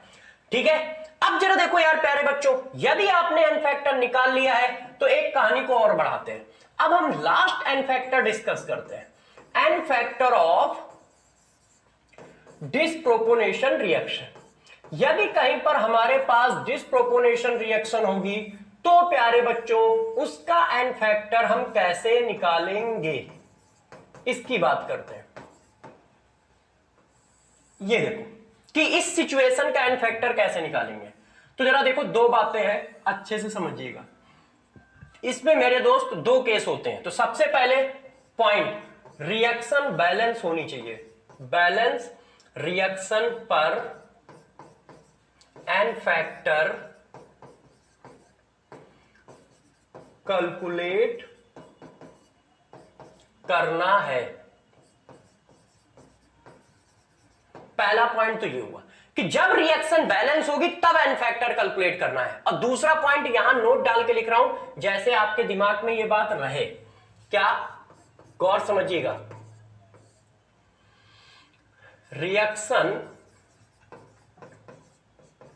एन फैक्टर रेशियो मेथड से बैलेंस नहीं होगी, ध्यान रखिएगा। नोट है क्या, डिस्प्रोपोर्शनल रिएक्शन है तो हमेशा ध्यान रखना कि वो एन फैक्टर मेथड से बैलेंस नहीं हो सकती, कि एन फैक्टर का रेशियो निकाला और उसका अपोजिट बैलेंस रिएक्शन का कोएफिशिएंट कर दिया। एन फैक्टर डिस्प्रोपोर्शनल का यदि एन फैक्टर निकालना है तो रिएक्शन को आयन इलेक्ट्रॉन मेथड से बैलेंस करना पड़ेगा या ऑक्सीडेशन मेथड से बैलेंस करना पड़ेगा, वहां पर शॉर्टकट नहीं चलेगा मेरे दोस्तों, इसलिए ध्यान रखिएगा। तो पहले तो रिएक्शन बैलेंस करना है अपने को, फिर क्या भी बातें ध्यान रखनी है तो वो मैं बताता हूं। पहला case, same number of atoms oxidise oblique reduce. Same number of atom यदि ऑक्सीडाइज रिड्यूस हो रहे हैं तो एन फैक्टर कैसे निकालोगे, जैसे ये देखो बच्चों, ये हमारी एक इक्वेशन है और ये बहुत फेमस इक्वेशन है, सभी बच्चों को ये पता होती है कि H2O2 को इस तरह से ब्रेक किया गया है। अब मेरे प्यारे बच्चों जरा यहां पर ऑक्सीडेशन नंबर निकालो, ऑक्सीजन की -1, ऑक्सीजन की -2, ऑक्सीजन की 0। अब मेरे दोस्तों जरा बताना, ऑक्सीजन में ही क्या हो रहा है, रिडक्शन। ऑक्सीजन में ही क्या हो रहा है, ऑक्सीडेशन, है कि नहीं। -1 से -2, -1 से 0। सेम एटम का ऑक्सीडेशन और सेम एटम का रिडक्शन होता है तो उस रिएक्शन को डिस्प्रोपोर्शनल रिएक्शन बोलते हैं। सेम एटम का ऑक्सीडेशन हो रहा हो, सेम एटम का रिडक्शन हो रहा हो तो उस रिएक्शन को क्या बोलते हैं, डिस्प्रोपोर्शनल रिएक्शन बोलते हैं। तो पहली बात हुई है डिस्प्रोपोर्शनल रिएक्शन है। दूसरी बात है कि ये वाला केस है या नहीं, ये कैसे पकड़े तो जरा चेक करो। यहां पर कितने एटम है ऑक्सीजन के जो ऑक्सीडाइज हो रहे हैं, 2। ऑक्सीजन के कितने एटम है जो ऑक्सीडाइज हो रहे हैं, 2। यहां पर कितने एटम है ऑक्सीजन के जो ऑक्सीडाइज हो रहे हैं, 2। देखो टोटल 2। तो जितने एटम ऑक्सीडाइज हो रहे हैं उतने ही एटम रिड्यूस हो रहे हैं ना। तो कैसे एन फैक्टर निकाला जाए, तो ऐसी सिचुएशन में एन फैक्टर हमेशा ये होता है मॉड P - Q। यदि मुझे इसका एन फैक्टर निकालना है, एन फैक्टर ऑफ H2O2, तो हम क्या करेंगे, बस मॉड ये 2 लगाया, ठीक है, -1 और किसी एक के साथ, चाहे ऑक्सीडेशन का ले लो चाहे रिडक्शन का ले लो, किसी एक का ले लो। इसका ले लिया, रिडक्शन का सपोज करो लिया, तो एन फैक्टर कितना आ गया, 2 आ गया। तो एन फैक्टर ऑफ H2O2 कितना आ गया मेरे दोस्त, 2। ठीक है, कब, जब ऐसी सिचुएशन हो, same atom, same number of atom oxidise और रिड्यूस हो रहे हो। यदि ऐसा हुआ, different number of atoms oxidise oblique reduce. जितने एटम ऑक्सीडाइज हो रहे हैं और रिड्यूस हो रहे हैं वो यदि सेम ना हुए तो तब कैसे निकालोगे? देखो जैसे ये रिएक्शन देखो, 3Br2 plus 6OH ion negative equal to BrO3 negative मेरे दोस्त, 5Br निगेटिव मेरे दोस्त और 3H2। अब जरा इस रिएक्शन को गौर से देखो मेरे दोस्त, क्या इसमें सेम एटम ऑक्सीडाइज रिड्यूस हो रहे हैं? यहां पे ऑक्सीडेशन नंबर 0 है, यहां पे Br के ऑक्सीडेशन नंबर 5 है, यहां पे Br के ऑक्सीडेशन नंबर क्या है? -1 है। अब आप चेक करके देखो कितने Br ऑक्सीडाइज हो रहे हैं? सिर्फ एक। रिएक्शन बैलेंस है। कितने Br ऑक्सीडाइज हो रहे हैं? सिर्फ एक। 6 Br है टोटल, 6 में से एक का ऑक्सीडेशन हुआ है। और रिड्यूस कितने हो रहे हैं? 5। क्या सेम है? कितने एटम का ऑक्सीडेशन हो रहा है? एक। और रिडक्शन कितने का हो रहा है? 5। क्या सेम है? नहीं। तो फिर एन फैक्टर कैसे निकालेंगे? तो मेरे दोस्त एन फैक्टर ऐसे निकालोगे पुराने मेथड से।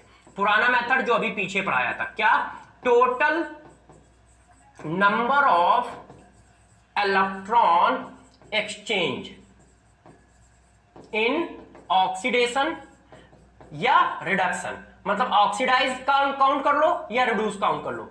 क्यों? क्योंकि जितने एटम का ऑक्सीडेशन होता है उतने ही इलेक्ट्रॉन का रिडक्शन होता है, divided by coefficient of molecule. Coefficient of molecule same formula है जो पीछे अभी पढ़ाया था, जो पीछे पढ़ाया डिट्टो सेम फार्मूला है। अब मेरे दोस्त बताओ कितने एटम का ऑक्सीडेशन या रिडक्शन हो रहा है? 5। कैसे? यहां से काउंट करो, यहां पे कितनी है? 5, यहां पे कितनी है? 0। तो कितने का हुआ? 0 और 5 में कितने का डिफरेंस है? 5 का। तो एक एटम में 5 का डिफरेंस, और एटम कितने हैं? एक, तो 5 का है। अब किसी ने कहा ना हम इसके रिस्पेक्ट में नहीं काउंट करेंगे, Br निगेटिव के रिस्पेक्ट में काउंट करेंगे, तो काउंट करो ना यार। ये देखो एक एटम में कितने का डिफरेंस है? यहां 0 है, यहां -1 है। एक एटम में एक का डिफरेंस, 5 एटम में 5 का डिफरेंस, क्योंकि 5 एटम रिड्यूस हो रहे हैं ना, तो डिफरेंस ऑलवेज सेम होगा। तो 5 डिवाइडेड बाय कोफिशिएंट कितना है? 3। तो इसका एन फैक्टर कितना आएगा? 5/3।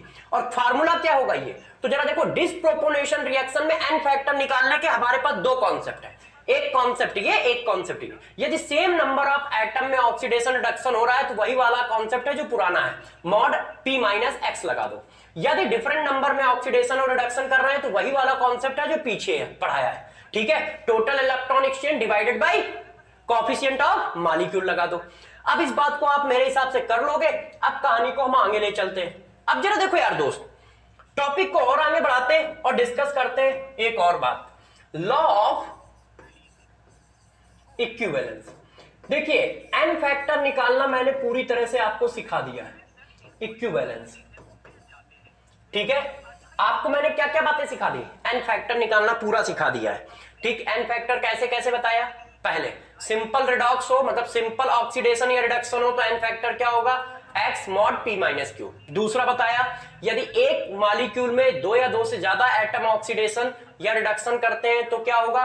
उन्हीं का X - Q ऐड कर दोगे, है ना? X P - Q plus Y P - Z या ऐसा जो भी कुछ है, पीछे पढ़ाया। फिर मैंने बताया यदि कहीं ऐसी सिचुएशन हो कि हमारे पास X प्लस Y एटम हो, उनमें से X एटम में कुछ ना हो रहा हो, Y एटम में ऑक्सीडेशन या रिडक्शन हो रहा हो, तब कैसे निकालेंगे? Total electron exchange divided by coefficient of molecule, और ये बैलेंस रिएक्शन पर काउंट होगा। दूसरी बात बताई कि डिस्प्रोपोर्शनल रिएक्शन हो तो कैसे करोगे? सेम एटम में ऑक्सीडेशन रिडक्शन हो रहा है तो n factor X mod P - Q। Different atom में ऑक्सीडेशन रिडक्शन हो रहा है तो वही वाला formula, total electron exchange divided by coefficient of molecule. इतनी बातें बताई। और दूसरी बात नंबर ऑफ ग्राम इक्विवेलेंट निकालना बताया था। अब इसी बात को बताते हैं law of equivalence. Law of equivalence मेरे दोस्त क्या बताता है? A1A N2B ये कोई एक रिडॉक्स रिएक्शन दी है, N3C N4D ये एक रिडॉक्स रिएक्शन है। अब किसी भी रिडॉक्स रिएक्शन के लिए हम ये बात लिख सकते हैं, number of gram equivalent of A equal to number of gram equivalent of B equal to number of gram equivalent of C। हम किसी के भी ग्राम इक्विवेलेंट किसी के भी बराबर कर सकते हैं। Number of gram equivalent of D। देखो लॉ ऑफ इक्विवेलेंस कहता है कि किसी के भी ग्राम इक्विवेलेंट किसी के भी ग्राम इक्विवेलेंट के बराबर किए जा सकते हैं मेरे दोस्त। मतलब ए का ग्राम इक्विवेलेंट बी के बराबर किया जा सकता है, बी का ग्राम इक्विवेलेंट सी के बराबर किया जा सकता है, सी का डी के बराबर, मतलब किसी के भी ग्राम इक्विवेलेंट किसी के भी बराबर कर सकते हो। मैंने कहा ठीक है, तो लोगों ने कहा ग्राम इक्विवेलेंट कैसे निकालोगे, तो मैंने कहा ग्राम इक्विवेलेंट निकालने का फार्मूला ये एन फैक्टर इंटू मोल। मोल में एन फैक्टर का मल्टीप्लाई कर दो तो ग्राम इक्विवेलेंट बन जाता है। दूसरा n into V in litre. तीसरा, बस यही दो फार्मूले आप अच्छे से याद रखिएगा, इन्हीं का हम यूज सबसे ज्यादा करेंगे, इन्हीं का हम यूज करेंगे। उसमें से मैं सबसे ज्यादा प्रीफर इसको करूंगा, एन फैक्टर इंटू मोल। ऐसा क्यों? क्योंकि मोल अपना भाई है, मोल हर चैप्टर में यूज होता है, इसलिए हमको जब मोल निकालते हैं तो इतना डरते नहीं है, फील मतलब बुरा फील नहीं होता कि अरे यार कैसे निकालेंगे। मगर ग्राम इक्विवेलेंट जब निकालते हैं तो हमें फील होता है कि यार ये पहली बार निकालना है, कैसे निकालें। तो हम मोल निकालेंगे और एन फैक्टर का मल्टीप्लाई मारेंगे, जैसे हमें क्या हो, अच्छा फील हो। क्यों? मोल फैक्टर अपना, मोल अपना भाई है यार, हर चैप्टर में तो निकालते हैं, और इसी वजह से हमें उसको बहुत सारी तरीकों से निकालना भी आता है, हर सिचुएशन से मोल निकालना आता है। तो हमेशा ध्यान रखना, हम नंबर ऑफ ग्राम इक्विवेलेंट के लिए यदि फार्मूला यूज करेंगे तो n factor into mole use करेंगे। चलो फिर अपने भाई की ओर बढ़ते हैं। अब हम कॉन्सेप्ट पे आते हैं कि किस किस तरह के क्वेश्चन हमसे पूछे जा सकते हैं और उनको हम किस तरह से मेरे दोस्त करेंगे। ठीक है, तो चलो देखो यार, एक क्वेश्चन हमारे पास आया है, ये पहला क्वेश्चन ये, which substance survive a reducing agent in the following reaction. बताओ इस रिएक्शन में रिड्यूसिंग एजेंट कौन होगा। तो यार रिड्यूसिंग एजेंट का कॉन्सेप्ट क्या है मेरे दोस्त, हम सबको पता है कि रिड्यूसिंग एजेंट का कॉन्सेप्ट क्या है। रिड्यूसिंग एजेंट मेरे दोस्त कौन होता है? रिड्यूसिंग एजेंट जो होता है वो सेल्फ में क्या करता है, सभी को पता है कि वो सेल्फ में रिडक्शन, रिड्यूसिंग एजेंट होगा तो सेल्फ में करेगा ऑक्सीडेशन, अपोजिट काम करता है। सेल्फ में क्या करेगा, ऑक्सीडेशन। तो चेक कर लो इसमें से ऑक्सीडेशन कौन कर रहा है, वही रिड्यूसिंग एजेंट होगा। यहां पे निकल के कितनी है, 0, और यहां पे निकल के कितनी है, 2, तो इसका मतलब निकल अपने में ऑक्सीडेशन कर रहा है ना। तो निकल जब अपने में ऑक्सीडेशन कर रहा है तो ये क्या हो गया, ये एक रिड्यूसिंग एजेंट हो गया। तो ऐसा कौन है, बी आंसर है। ठीक है, अब आगे बढ़ जाते हैं। अब ये देखो, the number of electron involve in the following reaction. ये एक रिएक्शन है, इसमें पूछ रहा है कितने इलेक्ट्रॉन इन्वॉल्व है। तो मेरे दोस्तों यार ये अच्छे से चेक करो, तो ये एक रेडॉक्स रिएक्शन है ना, मतलब हाफ रिएक्शन है। चेक करिए आप यदि अच्छे से ध्यान दें तो ये एक रिडक्शन है कि नहीं है।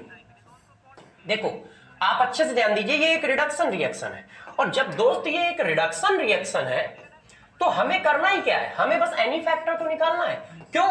एन फैक्टर क्या होता है, एन फैक्टर क्या होता है, एक मोल, यहां पर एक मोल दिया, एक मोल मॉलिक्यूल के रिडक्शन या ऑक्सीडेशन में जितने इलेक्ट्रॉन एक्सचेंज होंगे वो एन फैक्टर होंगे। और वही तो पूछ रहा है कि कितने इलेक्ट्रॉन यहां भरोगे, तो यहां पे कितना लिखा है, एक ही मोल तो लिखा है।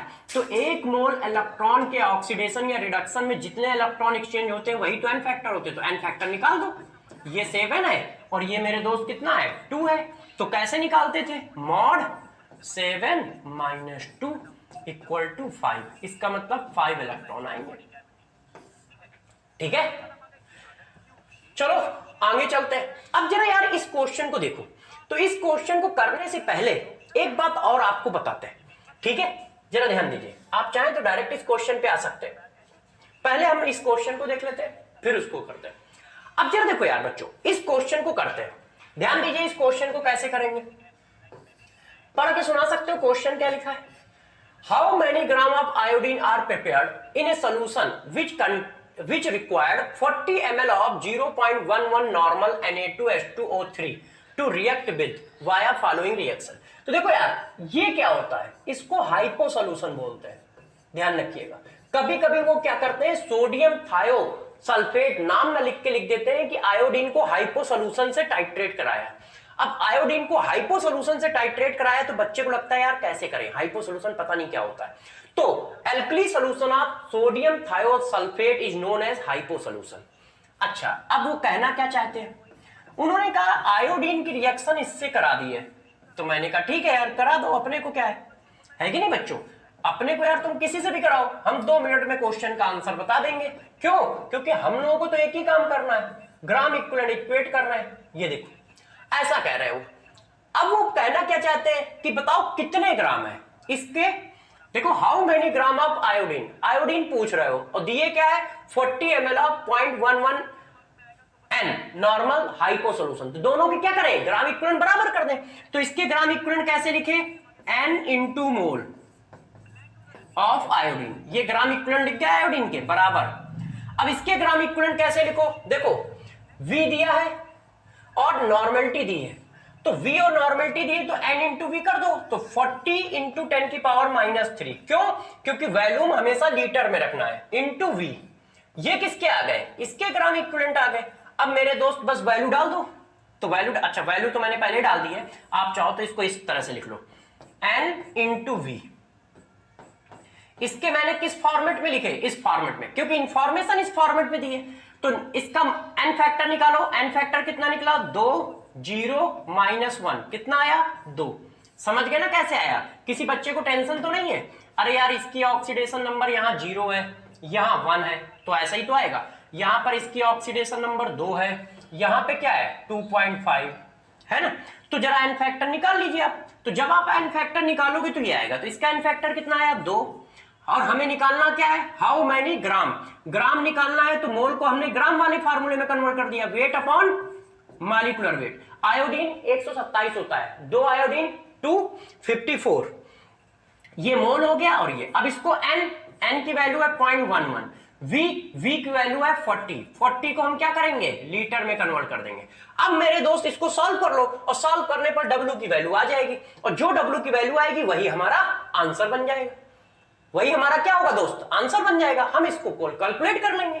अब जरा देखो यार कहानी को और आगे बढ़ाते हैं, ये क्वेश्चन जरा चेक करो, ये देखिए इस क्वेश्चन को करते हैं।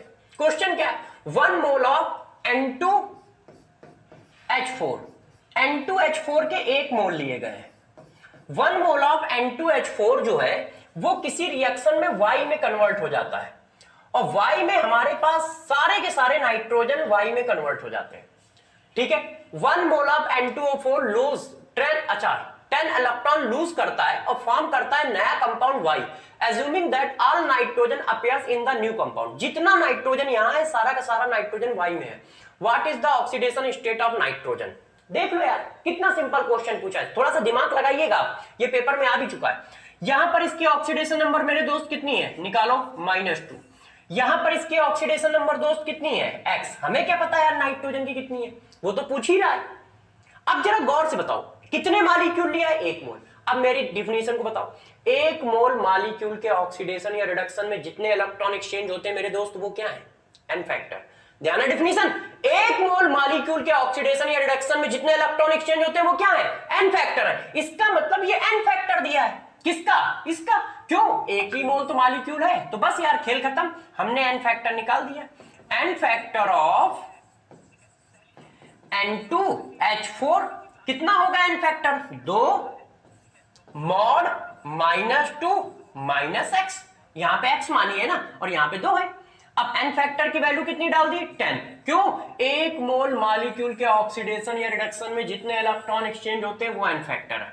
और ये कितना आ गया 2, और ये कितना हो जाएगा 2 -x। ये ध्यान रखना मॉड के अंदर है तो ये पॉजिटिव वैल्यू बाहर निकल के आनी चाहिए, तो 5 इक्वल टू आ गया 2 -x।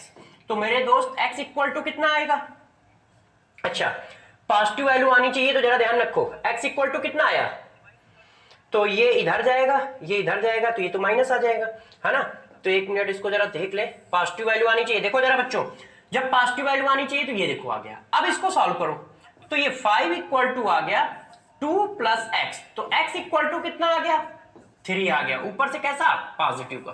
तो ऐसा कोई आंसर दिया है, ये देखो हमारा ये आंसर आ गया, बात खत्म हो गई। किसी बच्चे ने कहा कि सर -3 क्यों नहीं आ सकता है, तो मेरे दोस्त देखना -3 क्यों नहीं आ सकता है, जरा बताना। यहां पे ऑक्सीडेशन नंबर कितनी है -2, और 10 इलेक्ट्रॉन आप क्या कर रहे हो लूज कर रहे हो ना, तो लूज करने से तो ऑक्सीडेशन नंबर बढ़ेगी ना, तो ये -3 वाला तो कभी पॉसिबल नहीं था, पहले ही काट देना चाहिए था हमें। बात समझ गए, -3 वाला तो पॉसिबल ही नहीं है, क्योंकि यहां पर मैथ की इक्वेशन बन रही है। मैथ की इक्वेशन बन रही तो बच्चा कह सकता था कि सर यहाँ +3 भी आ सकता है, -3 भी आ सकता है। तो मैंने कहा बहुत सही यार, तुम तो बहुत अच्छी मैथ जानते हो। फिर मैंने उसको समझाया कि भैया मैथ के साथ साथ थोड़ा केमिस्ट्री पे भी ध्यान दो मेरे बेटे। 10 इलेक्ट्रॉन लूज कर रहा है, लूज करने से ऑक्सीडेशन नंबर बढ़ती है मेरे बेटे। तो बच्चे ने कहा हाँ सर 3 वाले को तो उड़ा ही दो, ये तो सबसे गलत आंसर है। ठीक है, अब आप लोग समझ गए होंगे, कहानी को आगे बढ़ाते हैं। अब जरा देखो यार, कहानी को आगे बढ़ाते हुए एक इस जगह पे पहुंच गए। एक और क्वेश्चन हमारे सामने आ गया है, और यदि कोई भी क्वेश्चन हमारे सामने आता है तो हम लोग उसको 2 मिनट में निपटा देते हैं। पूछना क्या चाहता है जरा देखो, गौर से ध्यान रखना, कॉन्सेप्ट से डगमगाना नहीं। ऐसा नहीं कि क्वेश्चन आया तो कुछ उल्टा सीधा चिपकाने लगे। जो पढ़ाया जा रहा है डिट्टो वही चिपकाओ, ना आए हमसे पूछो, मगर इसका मतलब नहीं कि उल्टे सीधे कॉन्सेप्ट चिपका रहे हो। इन्हीं कॉन्सेप्ट से सारे क्वेश्चन होंगे। जरा देखो, एक एलिमेंट X है, having equivalent weight E, form a general oxide XmOn। एक एलिमेंट X है जिसका इक्विवेलेंट वेट E है और उसका ऑक्साइड का फार्मूला ये है, it atomic weight will be, और इसका एटॉमिक वेट हमसे पूछना चाहते हैं। तो मैंने कहा यार बता देंगे, इसमें कौन सी बड़ी बात है। जरा गौर समझिएगा मेरी बात को। जरा मेरे दोस्त ये बताओ, मैंने क्या इक्विवेलेंट वेट निकालने का कोई फार्मूला बताया था? क्या मैंने इक्विवेलेंट वेट निकालने का कोई फार्मूला बताया था एलिमेंट के? हाँ, हाफ मोल ऑक्सीजन जिस वेट से कंबाइंड होता है उस वेट को उस एलिमेंट का इक्विवेलेंट वेट कहते हैं। हाफ मोल ऑक्सीजन जिस वेट से कंबाइंड होता है उस वेट को उस एलिमेंट का इक्विवेलेंट वेट कहते हैं। तो जरा x का इक्विवेलेंट वेट निकाल दो। इसको हाफ बनाना है, तो हाफ बनाना है तो क्या करोगे, 2n से डिवाइड, 2n से डिवाइड। तो जब 2n से डिवाइड कर दोगे तो ये आया, और यहां पे कितना आ गया, हाफ मोल आ गया। अब बताओ, हाफ मोल ऑक्सीजन जिस वेट से कंबाइंड होता है उस वेट को उस एलिमेंट का इक्विवेलेंट वेट कहते हैं। इसका मतलब आ गया equivalent weight equal to m/2n। बताओ इक्विवेलेंट वेट की वैल्यू कितनी आई, m/2n। हम कह रहे हैं इक्विवेलेंट वेट m/2n है, वो कह रहे हैं इक्विवेलेंट वेट E है, तो दोनों बराबर होंगे, बराबर कर दिए। अब मेरे दोस्त बताओ, ये ऐसे लिखा है, किसी को बुरा लग रहा है? नहीं। अच्छा, इस बात को मैं ऐसे लिख लूं तो भी बुरा नहीं मानोगे, m इक्वल टू 2ne, है कि नहीं? बात सही है कि नहीं? अब ये m क्या है, m है x के मोल। देखो x के मोल, इसका मतलब m मोल का वेट इतना है। ये ग्राम में होता है ना भाई, इसकी यूनिट क्या है, ग्राम। ये ग्राम में आया, तो इसका मतलब ये क्या है, मोल आया। ये क्या है दोस्त, मोल। भाई यहां पे मोल था तो यहां पर भी मोल ही होगा ना यार, इतने मोल इतने ग्राम के बराबर है। तो यहां पे मैंने ऐसे कर दिया, इसको थोड़ा और अच्छे से लिख देता हूं यूनिट के साथ। तो मैंने लिख दिया m मोल ऑफ x बराबर है 2n इंटू E ग्राम के। किसी बच्चे को बुरा लगेगा? नहीं। तो जरा बताना, 1 मोल ऑफ x किसके बराबर होगा, 1 मोल ऑफ x। बहुत अच्छा क्वेश्चन है ये, 2n into E divided by m ग्राम के। यहां सही है। अब बताओ, 1 मोल के वेट को क्या कहते हैं, एटॉमिक वेट कहते हैं यार। 1 मोल के वेट को क्या कहते हैं, एटॉमिक वेट। तो एटॉमिक वेट ये आ गया। 1 मोल के वेट को क्या कहते हैं, एटॉमिक वेट कहते हैं। तो 1 मोल का वेट निकाल दिया, 1 मोल का वेट एटॉमिक वेट है। क्या कोई नया कॉन्सेप्ट लगाया? नहीं, उसने इक्विवेलेंट वेट दे रखा था, उसने हमें इक्विवेलेंट वेट दे रखा था। तो मैंने फार्मूला निकाल दिया कि हाफ मोल ऑक्सीजन से जो कंबाइंड होगा वो इक्विवेलेंट वेट होगा। हाफ मोल ऑक्सीजन से कितना कंबाइंड हो रहा है, m/2n मोल। इसका मतलब equivalent weight of x m/2n मोल हुआ। तो हमारे हिसाब से इक्विवेलेंट वेट x/2n मोल हुआ, उनके हिसाब से कितना हुआ, E बराबर कर दिया। ठीक है, कोई बच्चा चाहे तो इसमें एटॉमिक वेट का मल्टीप्लाई कर ले। और इस भाई एक तो मैंने ये फंडा लगाया, एक फंडा कोई बच्चा चाहे तो ऐसे भी लगा सकता है, आंसर दोनों से सेम ही आएगा। देखो कैसे, मेथड नंबर 2। भाई ये हमारा क्या आ गया था, ये हमारा इक्विवेलेंट वेट आ गया था, इसमें हमने एटॉमिक वेट से मल्टीप्लाई कर दिया तो ये ग्राम में बन गया। और यही वैल्यू क्या है, E है, तो A की वैल्यू निकाल दी, E/2n डिवाइडेड बाई m। लो डायरेक्ट आ गया एक ही बार में। बात समझ पाए भाई, ये मोल में आया है ना, m/2n क्या है, मोल। मोल को हम ग्राम बनाने के लिए क्या करेंगे, एटॉमिक वेट का मल्टीप्लाई करेंगे, इसी की वैल्यू निकालनी है। तो ये ग्राम में आ गया और ये भी ग्राम में दिया है, तो दोनों बराबर कर दिए, A की वैल्यू निकाल ली और यही पूछा जा रहा है। तो चाहे ऐसे कर लो या ऐसे कर लो, बात एक ही है। ठीक है, नेक्स्ट क्वेश्चन पे चलते हैं। अब जरा देखो यार, इस क्वेश्चन से पहले एक क्वेश्चन और करते हैं जो मैंने बीच में स्किप किया था। ठीक है, ये वाला क्वेश्चन है। जरा देखो, ये क्वेश्चन को हम करते हैं। इस क्वेश्चन को मेरे प्यारे बच्चों कैसे करेंगे जरा समझो। जरा एक बार क्वेश्चन पढ़ लो। 3 mole mixture of ferrous sulphate and ferric sulphate required 100 ml of 2m KMnO4 solution in acidic medium. Hence the mole fraction of ferrous sulfate in a mixture. Mixture का क्वेश्चन है, जरा याददाश्त सही हो तो मिक्सचर वाले क्वेश्चन के बारे में कॉन्सेप्ट मैंने मोल कॉन्सेप्ट में पढ़ाया था कि मिक्सचर का जब भी क्वेश्चन आए तो सबसे पहले ये चेक करो कि मिक्सचर में दोनों रिएक्शन कर रहा है कि एक रिएक्शन कर रहा है। यदि एक रिएक्शन कर रहा है तो वो सिर्फ आंखों का धोखा है, वो मिक्सचर का क्वेश्चन ही नहीं है रियलिटी में। ये रियलिटी में बेसिक क्वेश्चन है कि एक मॉलिक्यूल दूसरे मॉलिक्यूल से रिएक्शन कर रहा है। पहला पॉइंट ये बताया था। दूसरा पॉइंट ये बताया था कि यदि वो मिक्सचर का क्वेश्चन है और दोनों मॉलिक्यूल रिएक्शन में पार्टिसिपेट कर रहे हैं तो वो निकाल दो जो दिया जाए। यदि मिक्सचर का क्वेश्चन है और दोनों मॉलिक्यूल रिएक्शन में पार्टिसिपेट कर रहे हैं तो हमेशा एक ही बात बताई थी कि जो दिया जाए क्वेश्चन में वही निकाल दो। तो पहले हमें ये चेक कर लेना चाहिए ना यार कि दोनों रिएक्शन करेंगे कि एक। तो जरा बताना, हमारे पास एक मॉलिक्यूल कौन है? Ferrous sulphate. एक मॉलिक्यूल कौन है मेरे दोस्त? Ferric sulphate. अब मेरे दोस्तों जरा बताना, फेरस सल्फेट क्या होता है? +2 और सल्फेट में सल्फर की कितनी होती है? +6। फेरिक सल्फेट में Fe कितना होता है? +6 और सल्फेट की कितनी होती है? ये। KMnO4 क्या होता है? सभी बच्चों को पता है कि KMnO4 एसिडिक मीडियम में ऑक्सीडाइजिंग एजेंट है। ये क्या है? ऑक्सीडाइजिंग एजेंट है और एसिडिक मीडियम में अपने में रिडक्शन करता है, पर मैग्नेट से किस में जाता है? Mn2 में जाता है। तो इसका मतलब क्या है? और KMnO4 इनका ऑक्सीडेशन करेगा। तो जरा बताना, Fe की मैक्सिमम ऑक्सीडेशन नंबर कितनी है? +3।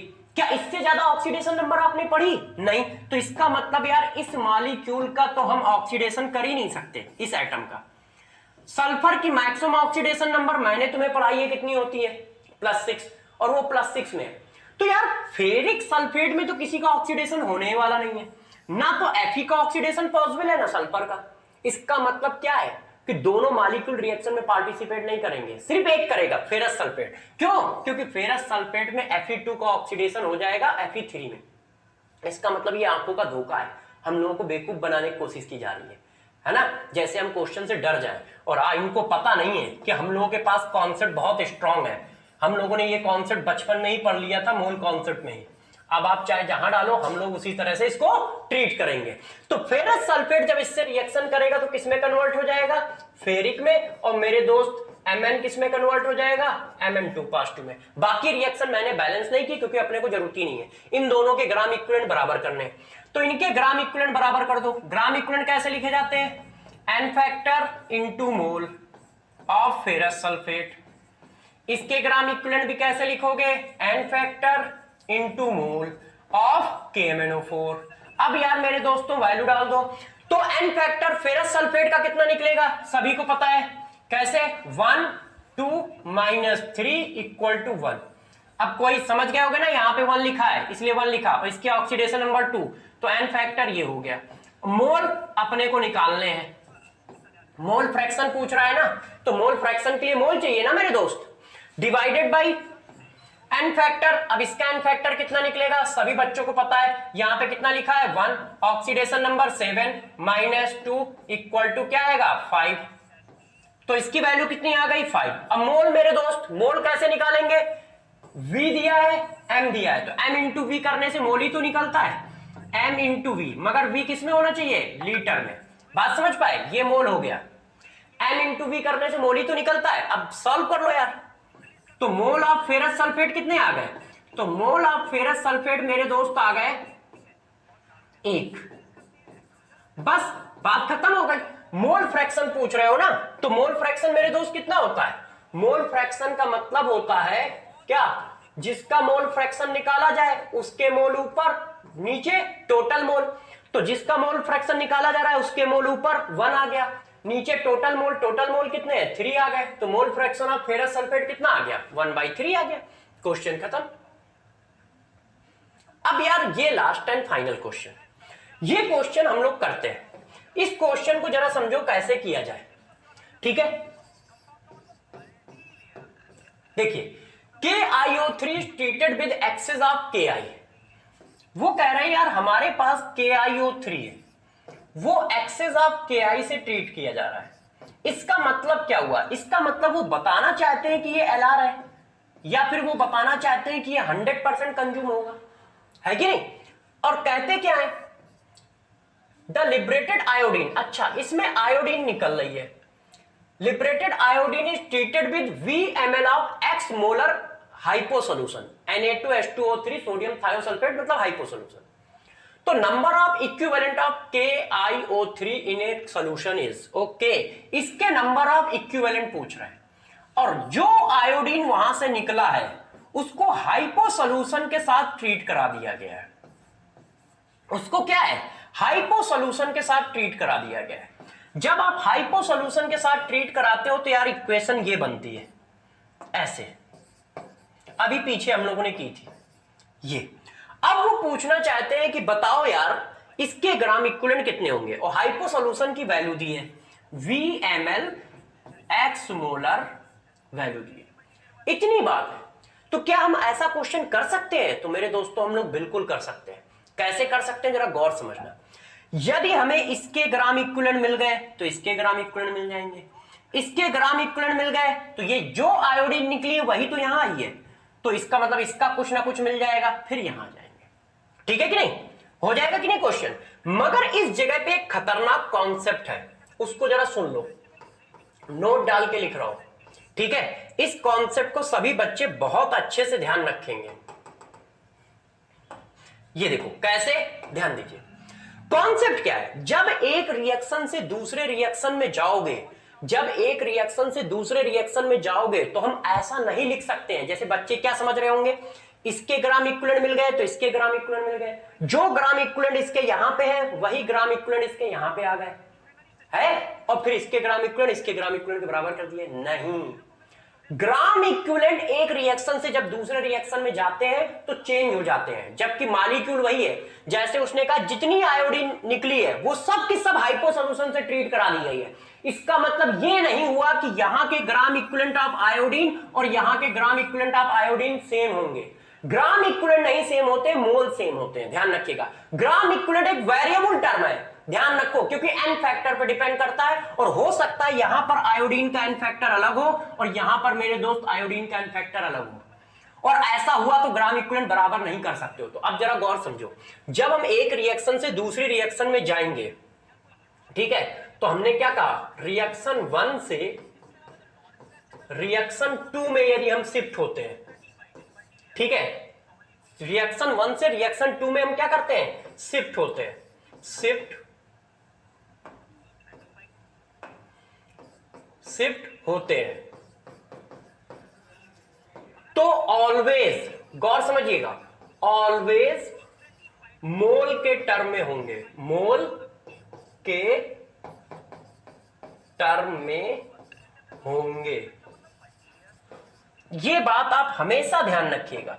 जब हम एक रिएक्शन से दूसरी रिएक्शन में जाएंगे तो मोल के टर्म में जाएंगे, ग्राम इक्विवेलेंट के टर्म में नहीं जाएंगे। यदि ग्राम इक्विवेलेंट के टर्म में गए तो तुम समझ लेना गेम तुम्हारा हो गया। क्यों? क्योंकि तुम जो ग्राम इक्विवेलेंट यहां पर होंगे वही ग्राम इक्विवेलेंट यहां पर जाके छाप दोगे, और जैसे ही ऐसा कर दोगे वैसे ही क्वेश्चन गलत हो जाएगा।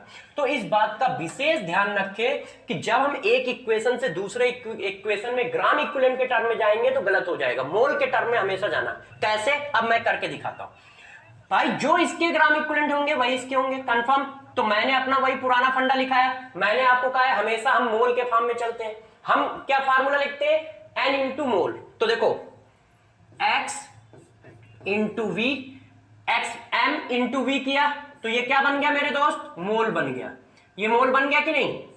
अब इसमें n फैक्टर का मल्टीप्लाई मारा, इसका n फैक्टर कितना है, यहां पे +2 है और यहां पे क्या है 2.5, तो n फैक्टर कितना आएगा 2 माइनस 2.5 इक्वल टू 2, सही है।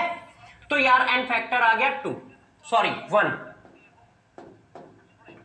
है ना, 1 आएगा, ये गलत लिख दिया है। क्यों? 0.1 इंटू 2, तो ये आ गए इसके क्या, ग्राम इक्विवेलेंट आ गए।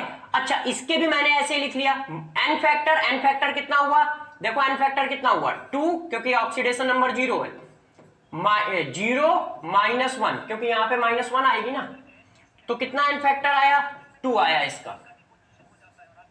तो यहां पे आया 2 into mole, mole of iodine, मैं इसको आयोडीन के मोल के फॉर्म में ले जा रहा हूं।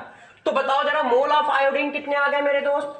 Mole of iodine gram equivalent के टर्म में कभी मत ले जाना, नहीं तो क्वेश्चन गलत हो जाएगा। तो मैंने लिख दिया एक्स वी इंटू 10 की पावर -3 डिवाइडेड बाई 2 मोल। अब जितने मोल आयोडीन के यहां है उतने मोल यहां है, तो यहां पे मोल कितने आ गए मेरे दोस्त? x इंटू वी इंटू 10 की पावर -3 डिवाइडेड बाई 2 मोल। अब यार इसके ग्राम इक्विवेलेंट बनाओ, तो अब इन दोनों के ग्राम इक्विवेलेंट बराबर कर दिए। इन दोनों के ग्राम इक्विवेलेंट कहां बराबर कर रहा हूं? यहां पे कर दूं दोस्तों, जरा गौर समझिएगा। इसके ग्राम इक्विवेलेंट लिख रहा हूं, KiO3 के ग्राम इक्विवेलेंट, ये तो हमें निकालना ही है, तो मैंने ऐसे ही लिख दिए। अब इसके ग्राम इक्विवेलेंट कैसे लिखोगे? गौर से देखिए, n factor into mole of iodine. n factor मेरे दोस्त कितना है? अभी हमें पता करना पड़ेगा, अब देखना कैसे फंसे। n फैक्टर, यहां पे आयोडीन की वैल्यू अलग कलर लेता हूं जैसे थोड़ा सा समझ में आया हम लोगों को। यहां पे कितना है? 0, यहां पे कितना है? -1, और यहां पे कितना है? +5। ये भैया डिस्प्रोपोर्शनल रिएक्शन है, और डिस्प्रोपोर्शनल रिएक्शन का n फैक्टर बैलेंस करके निकाला जाएगा। इसकी अपोजिट रिएक्शन मैंने अभी कुछ देर पहले पढ़ाई थी पीछे, देखो अभी मैं ले चलता हूं वहां पे आप लोगों को। ये देखो आप Br2 BrO3 negative, Br negative, वहां पे जस्ट उल्टी लिखी है। I2 लिखा है, उधर क्या लिखा है? Ki और KiO3 जस्ट अपोजिट लिखी है। तो इसका n फैक्टर यहां 5/3 आया था, तो वहां पर भी 5/3 आएगा। ठीक है, देखो एक बार इसको देख लो तुम पहले कैसे लिखा है, इसका जस्ट अपोजिट वहां लिखा है। तो या तो रिएक्शन को हम बैलेंस करें, तो हमारे पास उस जगह पे जगह नहीं है, तो हम लोगों ने वहां पे डायरेक्ट उठा लिया है। ये देखो, ये देखो I2, अब यहां यदि Br2 कर दो तो Br2, ठीक है, Br निगेटिव और BrO3 निगेटिव, वही रिएक्शन है अपोजिट, तो n फैक्टर भी वही आएगा क्योंकि बैलेंसिंग भी वही होगी। तो इसका n फैक्टर मैं यहां डायरेक्ट लिख दे रहा हूं। n फैक्टर कितना आएगा? 5/3 n फैक्टर आएगा।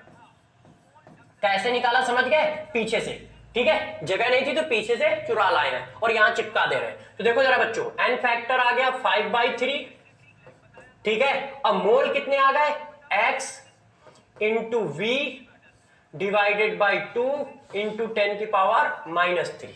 अब ऐसा आंसर चेक करो कौन सा है? 5/6 एक्स वी इंटू 10 की पावर -3। तो पहले 5/6 एक्स वी इंटू 10 की पावर -3, 10 की पावर -3 नीचे आ जाएगा तो 1000 हो जाएगा। आंसर क्या आया? ये। तो ये टफेस्ट क्वेश्चन है किसका? रिडॉक्स का। तो जब भी एक रिएक्शन से दूसरी रिएक्शन में जाओ, दो रिडॉक्स रिएक्शन दिए तो ऑलवेज मोल के टर्म में जाओगे, ऑलवेज मोल के टर्म में जाओगे, ठीक है। ग्राम इक्विवेलेंट के टर्म में गए तो गलत हो जाएगा। यहां पर जो आयोडीन के ग्राम इक्विवेलेंट है वो देखो कितने हैं? मोल इंटू 2, और यहां पर जो ग्राम इक्विवेलेंट है आयोडीन के वो कितने हैं? Mole into 5/3। तो अलग अलग वैल्यू है ग्राम इक्विवेलेंट की। यहां पे ग्राम इक्विवेलेंट आयोडीन के अलग है, यहां पे ग्राम इक्विवेलेंट अलग है। जबकि हमें क्या फील होगा कि यार देखो जो आयोडीन निकली है वही तो क्रॉस हो गई है, तो बराबर होंगे। ग्राम इक्विवेलेंट एक वेरिएबल चीज है क्योंकि वो n फैक्टर पर डिपेंड करती है, वो बराबर नहीं होंगे, मोल को बराबर होंगे। जो मोल आयोडीन के यहां है वही मोल आयोडीन के यहां होंगे, वो नहीं चेंज हो सकते। ठीक है मेरे प्यारे दोस्तों, इतनी बात समझ पा रहे हो कैसे किया है? अब जरा देखो यार इस वाले क्वेश्चन पे जरा ध्यान देते हैं। इस क्वेश्चन में क्या करना है? क्वेश्चन पूछा जा रहा है number of mole of KMnO4 negative required to oxidise 1 mole of ferrous oxalate completely in acidic medium. अब जरा देखो यार एग्जामों में बहुत हल्के क्वेश्चन आएंगे, आप टेंशन बिल्कुल ना लो, जैसे ही क्वेश्चन आएगा वैसे ही आप 2 मिनट में इसको सॉल्व कर दोगे। अब जरा देखो वो क्या कह रहा है? Ferrous oxalate. फेरस ऑक्सीलेट मेरे दोस्तों क्या होता है? ये होता है किससे रिएक्शन कर रहा है? KMnO4 से, और मीडियम कैसा है? एसिडिक। तो सभी बच्चों को बताया है कि एसिडिक मीडियम में KMnO4 किस में जाएगा? Mn2+2 में। और मेरे दोस्तों ऑक्सीलेट आयन किस में जाता है? कार्बन डाइऑक्साइड में। और प्यारे दोस्तों फेरस है, फेरस का मतलब +2, फेरस का मतलब Fe+2 है, Fe+2 किस में जाएगा? Fe+3 में। ये देखो यार मेरे दोस्तों काम हुआ है। अब इस चीज को आप अच्छे से पकड़ो कि कैसे कैसे कहां कहां क्या हो रहा है। अब आप अच्छे से ध्यान देंगे तो ये क्या है? +7 से +2, तो +7 से +2 क्या हुआ? 1, 7 - 2, n फैक्टर कितना हुआ? 5। ठीक है दोस्त, अब यहां पर देखो कार्बन कितना है? कार्बन हमारा 3 है, और यहां पर कार्बन कितना है? 4 है, इसका मतलब कार्बन का ऑक्सीडेशन हो रहा है। मगर साथ साथ में Fe को चेक करो, Fe कितना है, +2 है, और यहां पर मेरे दोस्त क्या हो रहा है, Fe कितना है, +3 है। इसका मतलब एक मॉलिक्यूल के अंदर 2 एटम है जिनका ऑक्सीडेशन हो रहा है, और एक मॉलिक्यूल के अंदर 2 एटम है जिनका ऑक्सीडेशन हो रहा है। तो एन फैक्टर कैसे निकालेंगे, सम करके 1 Fe का 2 और Fe का 3 प्लस ये Fe वाला हो गया, ठीक है। जहां पे आपने Fe2 से कहां गए हो मेरे दोस्त, Fe3 पे गए हो, प्लस 2, ठीक है, -3 -4, ये कार्बन डाइऑक्साइड वाला हो गया। टोटल मिलके ये हमारा एन फैक्टर बना, किसका, फेरस ऑक्जिलेट का। ये बात मैंने एन फैक्टर निकालते समय बताई थी। यदि एक से ज्यादा एटम ऑक्सीडाइज हो रहे हैं किसी एक मॉलिक्यूल में तो किस तरह से करते हैं। अब इसको ऐड कर दो मेरे दोस्त, तो 1 + 2, एन फैक्टर कितना हो गया, 3। इसका एन फैक्टर कितना है, 5। इसका एन फैक्टर कितना है, 3। तो एन फैक्टर का रेशियो आया मेरे दोस्त 3:5। तो ये एन फैक्टर का रेशियो है। एन फैक्टर के रेशियो का अपोजिट रेशियो किसका होगा मेरे दोस्त, अपोजिट रेशियो होगा किसका, बैलेंस रिएक्शन का रेशियो। तो वो कितना आएगा, 5:3। इसका मतलब इसका एन फैक्टर, इसका बैलेंस कोएफिशिएंट, और इसका एन फैक्टर, इसका बैलेंस कोएफिशिएंट। अब आपको पूरी रिएक्शन बैलेंस करने की कोई जरूरत नहीं है, क्योंकि जिनके बीच में रिलेशन की बात की रही है, जिनके बीच में वो क्वेश्चन पूछ रहा है, वो फेरस ऑक्जिलेट है और KMnO4 है। तो फेरस ऑक्जिलेट और KMnO4 के तो कोएफिशिएंट मिल ही गए हैं, तो बस सीधा उठा के क्या कर दो, क्वेश्चन को सॉल्व कर दो। अब क्वेश्चन कैसे सॉल्व होगा, तो जरा गौर से समझिए। क्वेश्चन खत्म है, वो कह रहा है 1 मोल फेरस ऑक्जिलेट को ऑक्सीडाइज कराने के लिए कितने मोल MnO4 निगेटिव लगेगा। तो बस बात खत्म है। 5 मोल को ऑक्सीडाइज कराने के लिए कितना लग रहा है, 3। तो 1 मोल के लिए कितना लगेगा, सारे बच्चों को पता चल गया, 3/5 मोल। आंसर आ गया, बस बात खत्म हो गई। ठीक है, बात समझ में भाई। 5 मोल फेरस ऑक्जिलेट को ऑक्सीडाइज कराने के लिए KMnO4 कितना खर्च हो रहा है, 3। तो 1 मोल के लिए कितना खर्च होगा, 3/5 मोल। आंसर आ गया ये। अब मोल कॉन्सेप्ट से नहीं करना चाहते हो तो इन दोनों के ग्राम इक्विवेलेंट बराबर कर लो।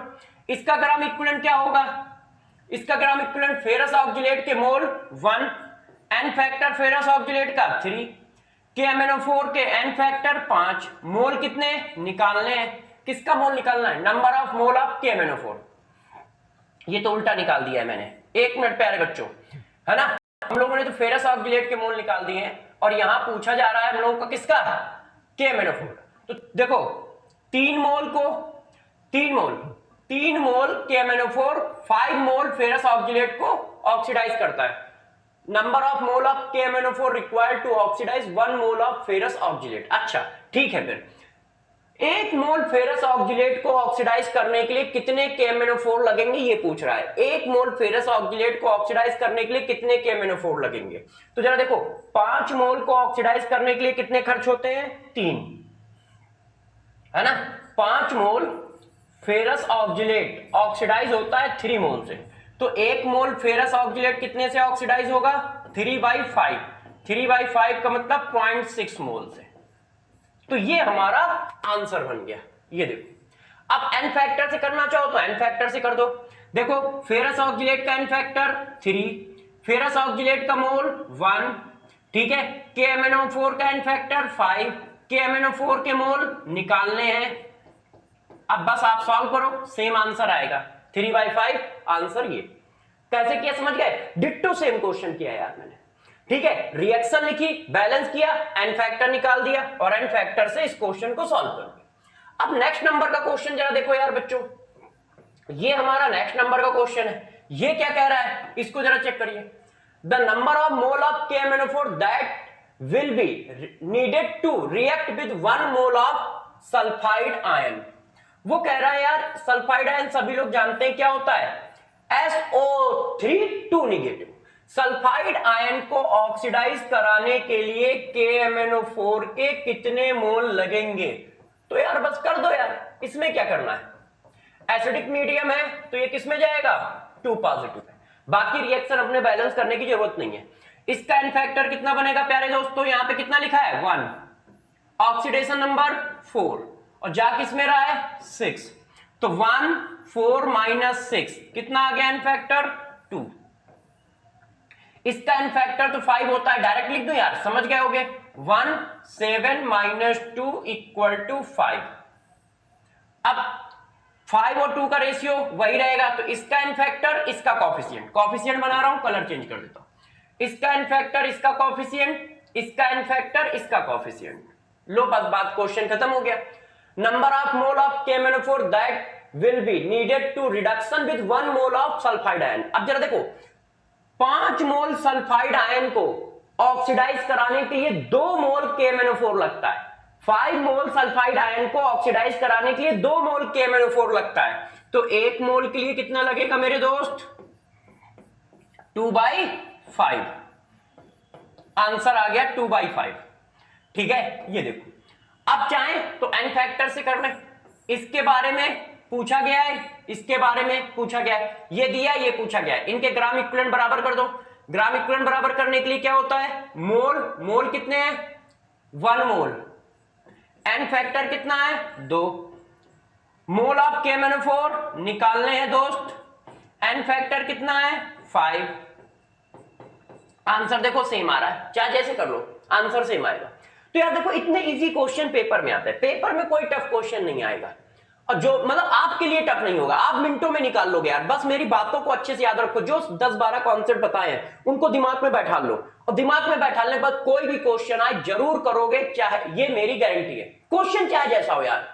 यदि तुम ना कर पाए तो फिर मेरे पढ़ाने से क्या फायदा हुआ। चलिए, the number of mole of KMnO4 reduced by 1 mole of Ki in alkaline medium. ये क्वेश्चन थोड़ा सा ट्रिकल है, क्योंकि जनरली रिएक्शन एसिडिक मीडियम में होती है, और यहां पे रिएक्शन एल्कलाइन मीडियम में कह रहा है, तो एल्कलाइन मीडियम का प्रोडक्ट आपको कम आता है। तो देखो जरा, पहले मैं आपको थोड़ा सा इसके बारे में डिटेल ज्यादा देता हूं। KMnO4 यदि एसिडिक मीडियम में रिएक्शन करता तो क्या आएगा? एसिडिक मीडियम में, एसिडिक मीडियम में ये अपने को कन्वर्ट करता है MnO4 MnO2 में, और I अपने को कन्वर्ट करता है I2 में, एसिडिक मीडियम में। मेरे दोस्त, ये डी ब्लॉक में जब पढ़ाया जाएगा तो इस रिएक्शन के बारे में भी बताया जाएगा, नोट लिख के लिखाया जाएगा कि ये रिएक्शन 2 तरह से होती है। एसिडिक मीडियम में ये कन्वर्जन है, मगर यही रिएक्शन मेरे दोस्त यदि एल्कलाइन मीडियम में कह दी गई तो एल्कलाइन मीडियम में थोड़ा ध्यान रखना पड़ेगा। एल्कलाइन मीडियम में ये जाता है MnO2 में, और ये जाता है KiO3 में। एल्कलाइन मीडियम में ये ऐसे चेंज हो रहा होता है, +7 से +4। ये हमारा क्या है? एल्कलाइन मीडियम है, मतलब बेसिक मीडियम है। और ये -1 से मेरे दोस्त +5 में चेंज हो रहा होता है। तो सारे प्यारे बच्चे इस बात को गौर से ध्यान रखना, इसलिए मैंने दोनों रिएक्शन एक साथ लिख दिए कि डी ब्लॉक का भी काम हो जाएगा और साथ साथ में यहां का भी काम हो जाएगा कि दोनों में डिफरेंसेस क्या है। बस रिएक्शन लिख गई तो आप क्वेश्चन 100% कर लोगे। क्यों? क्योंकि आप इतने टैलेंटेड हो। एन फैक्टर कितना है मेरे दोस्त?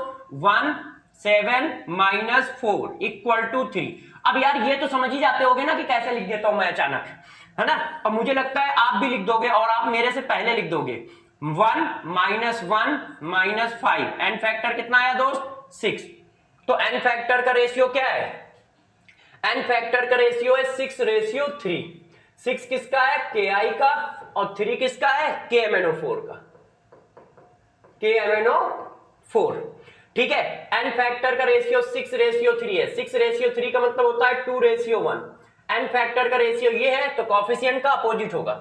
इसका मतलब 2 कॉफिशिएंट किसका होगा? इसका होगा, और 1 कॉफिशिएंट किसका होगा? इसका, है कि नहीं। जो एन फैक्टर का रेशियो होता है, Ki का एन फैक्टर कितना निकला है? 2 निकला है Ki का एन फैक्टर, और Ki का एन फैक्टर 2 निकला है, तो कॉफिशिएंट 1 होगा। रेसिप्रोकल है ना, अपोजिट। ये देखो, अब क्वेश्चन खत्म हो गया। अब आप 2 मिनट में कर दोगे। The number of mole of KMnO4 reduced by 1 mole of Ki। 1 mole Ki को रिड्यूस करने के लिए कितने KMnO4 लग रहे हैं? 2। आंसर डायरेक्ट हो गया, इसमें कुछ करना ही नहीं है, सब कुछ तो दिया है। 1 मोल Ki को रिड्यूस करने के लिए कितना KMnO4 खर्च करना पड़ेगा? 2 मोल। यही पूछ रहा है वो, और ये यहां साफ साफ लिखा भी है कि 1 मोल Ki को रिड्यूस कराने के लिए 2 मोल KMnO4 खर्च करने पड़ेंगे। बस क्वेश्चन खत्म हो गया। और यदि किसी बच्चे को लगता है नहीं ग्राम इक्विवेलेंट से करें, तो ग्राम इक्विवेलेंट से भी कर लो यार। देखो, Ki का एन फैक्टर कितना है? 6। मोल कितने हैं? ऊपर दिए। Number of mole of Ki 1। KMnO4 का एन फैक्टर कितना है 3 और मोल कितने हैं अपने को निकालने हैं। मोल इंटू एन फैक्टर लगा रहा हूं। मैंने आपको पढ़ाया था कि नंबर ऑफ ग्राम इक्विवेलेंट में हम हमेशा एक ही फार्मूला लगाएंगे, मोल इंटू एन फैक्टर। ऐसा क्यों लगाएंगे? क्योंकि बहुत आसान होता है मोल निकालना। ये देखो KMnO4 के कितने मोल आए 2, वैसे भी 2 ही आ रहे थे। ये देखो हम लोगों ने इस बात को खत्म कर दिया है ना प्यारे बच्चों। तो जरा देखो यार कैसे क्वेश्चन होते हैं, बहुत सारे मैंने क्वेश्चन कराए, टफ से टफ, इजी से इजी, और पेपर में तो इजी क्वेश्चन आ रहे हैं। तो मेरे प्यारे बच्चों आपका काम है बहुत अच्छे से इन चीजों को रिवाइज कर लेना और रिवाइज करके क्वेश्चन को करना। मेरी बस इतनी रिक्वेस्ट है, जितना ज्यादा जरूरी पढ़ना है उतना ही ज्यादा जरूरी रिवीजन करना भी है, ठीक है। तो नेक्स्ट क्लास में नए चैप्टर के साथ मिलेंगे, तब तक आप लोग खुश रहें, पढ़ाई करते रहें और सिलेक्शन की ओर आगे बढ़ते रहें। All the best.